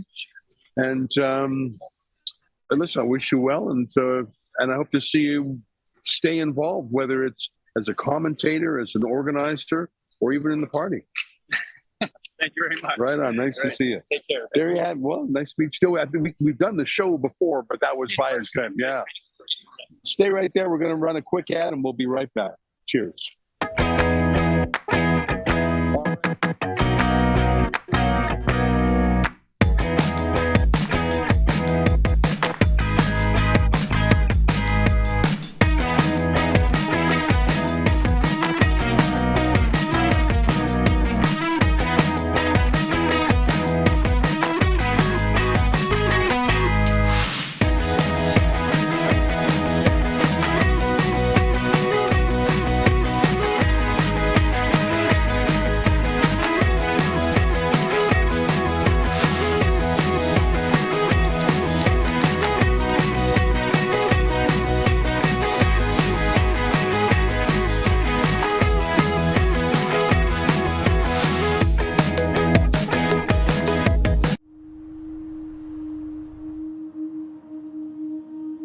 We are wondering what is happening to the world.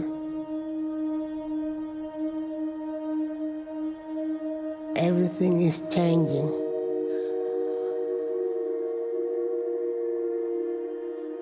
The very idea of human being some sort of natural concept is really going to change. Our bodies will be so high-tech, we won't be able to really distinguish between what's natural and what's artificial.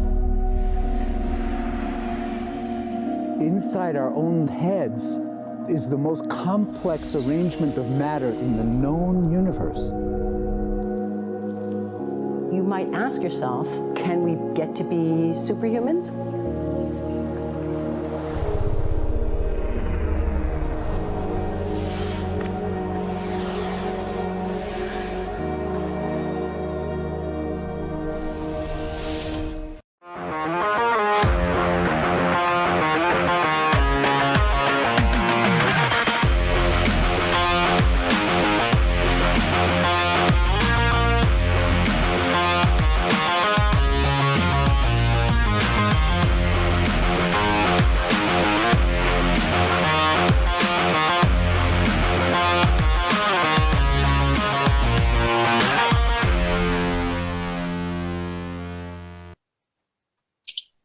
Hi, everybody. Thanks very much for staying with us. Sheila, are you there? I've been chatting with interesting people.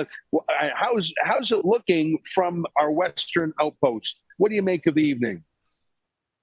You know, I was just poking around on Twitter while you were engaging those interesting guests. And I see a tweet from Melissa Landsman, who is pointing out that the victory is even more resounding than one would realize, because Pierre Poilievre got 68.15% of the points that are laid out in those weird point systems.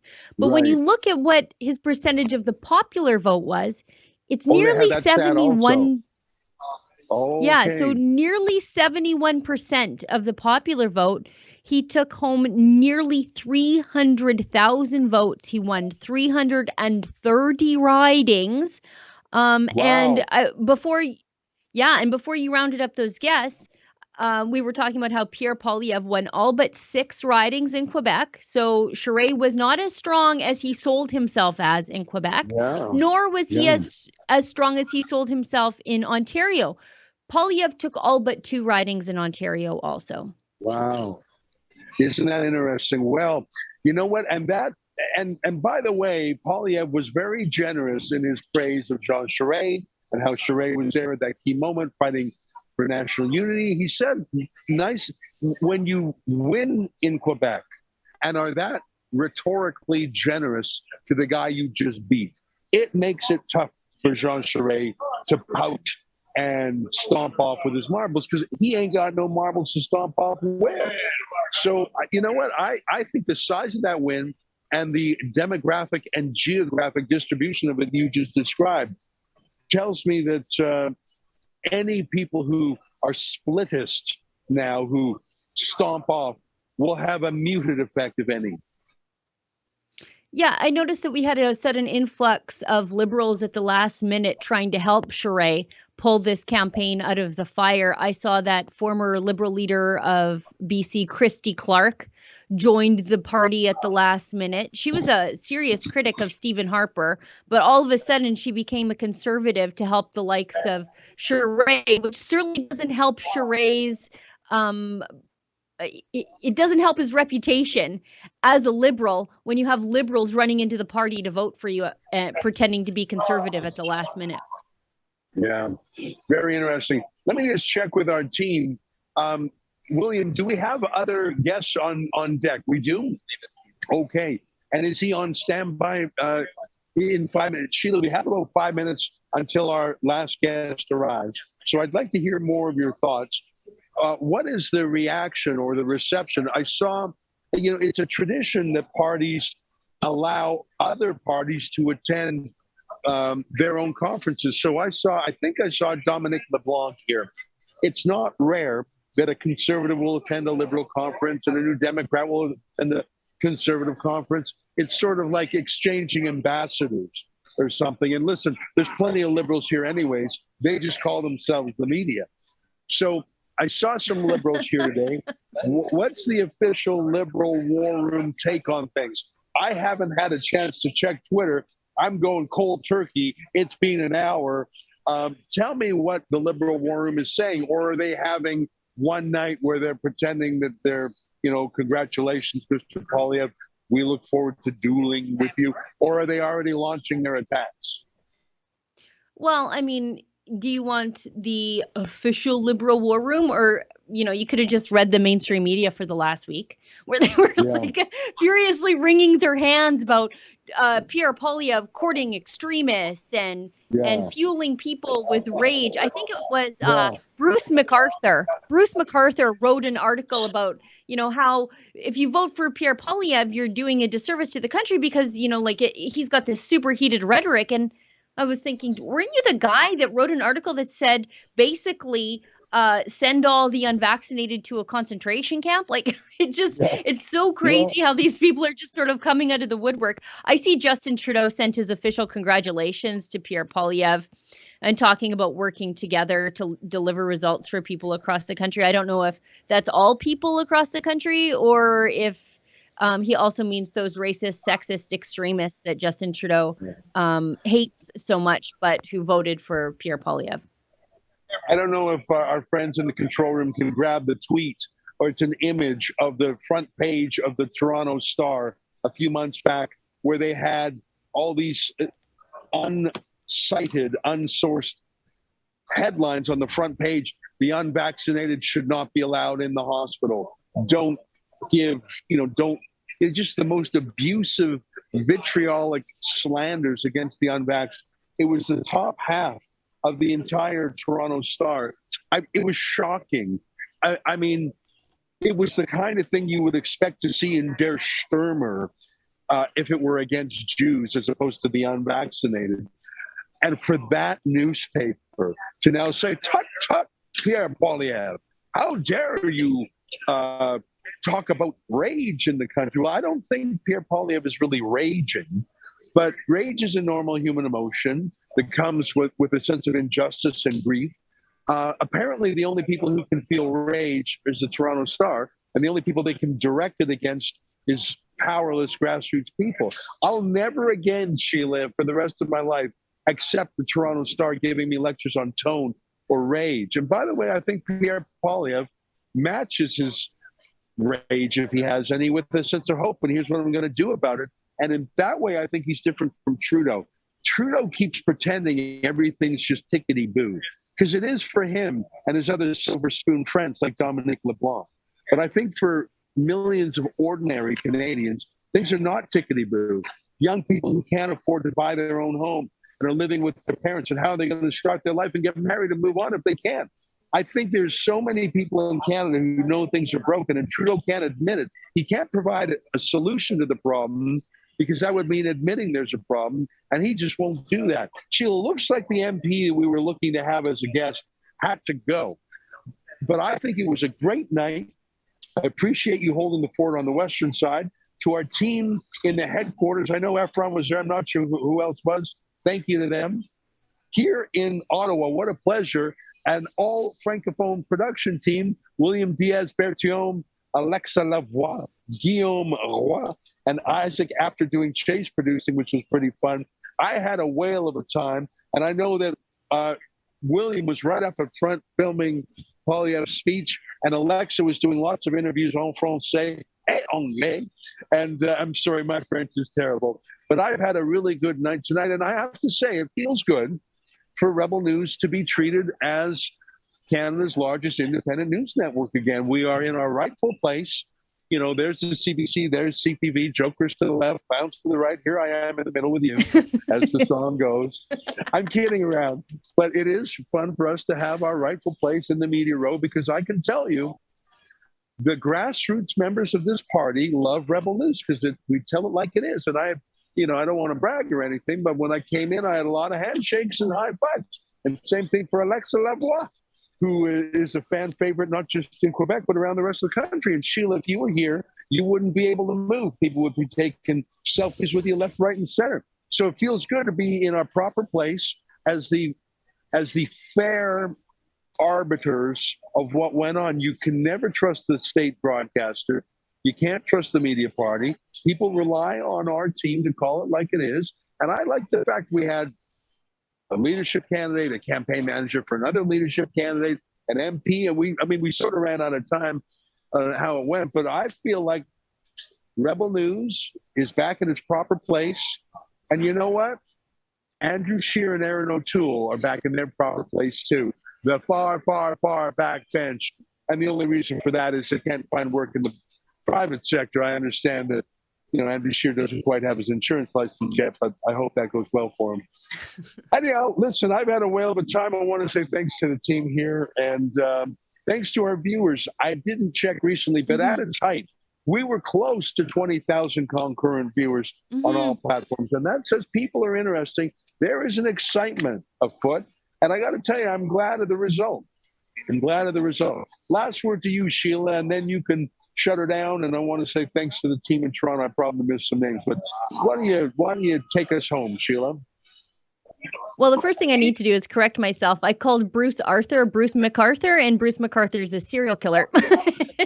And Bruce Arthur only contemplates killing the unvaccinated. He's never actually done it. But I think it was great tonight. We were exactly where we need to be, and people trust us to call the balls and strikes, because unlike the mainstream media, we are not critics of conservatives out of bad faith and because we need to keep the lights on. We need to kiss up to our sugar daddy, Justin Trudeau. We call the balls and strikes because we care about conservative values, and we want a government that does what's right for the Canadian people instead of what's right for the elites that control everything. Sheila, it's been a pleasure. Thank you for giving up your evening. On behalf of us here in the Shaw Conference Center in Ottawa, our team in our world headquarters in Toronto, and Sheila, our chief reporter at our Western Outpost, from all of us to you at home, good night, and keep fighting for freedom.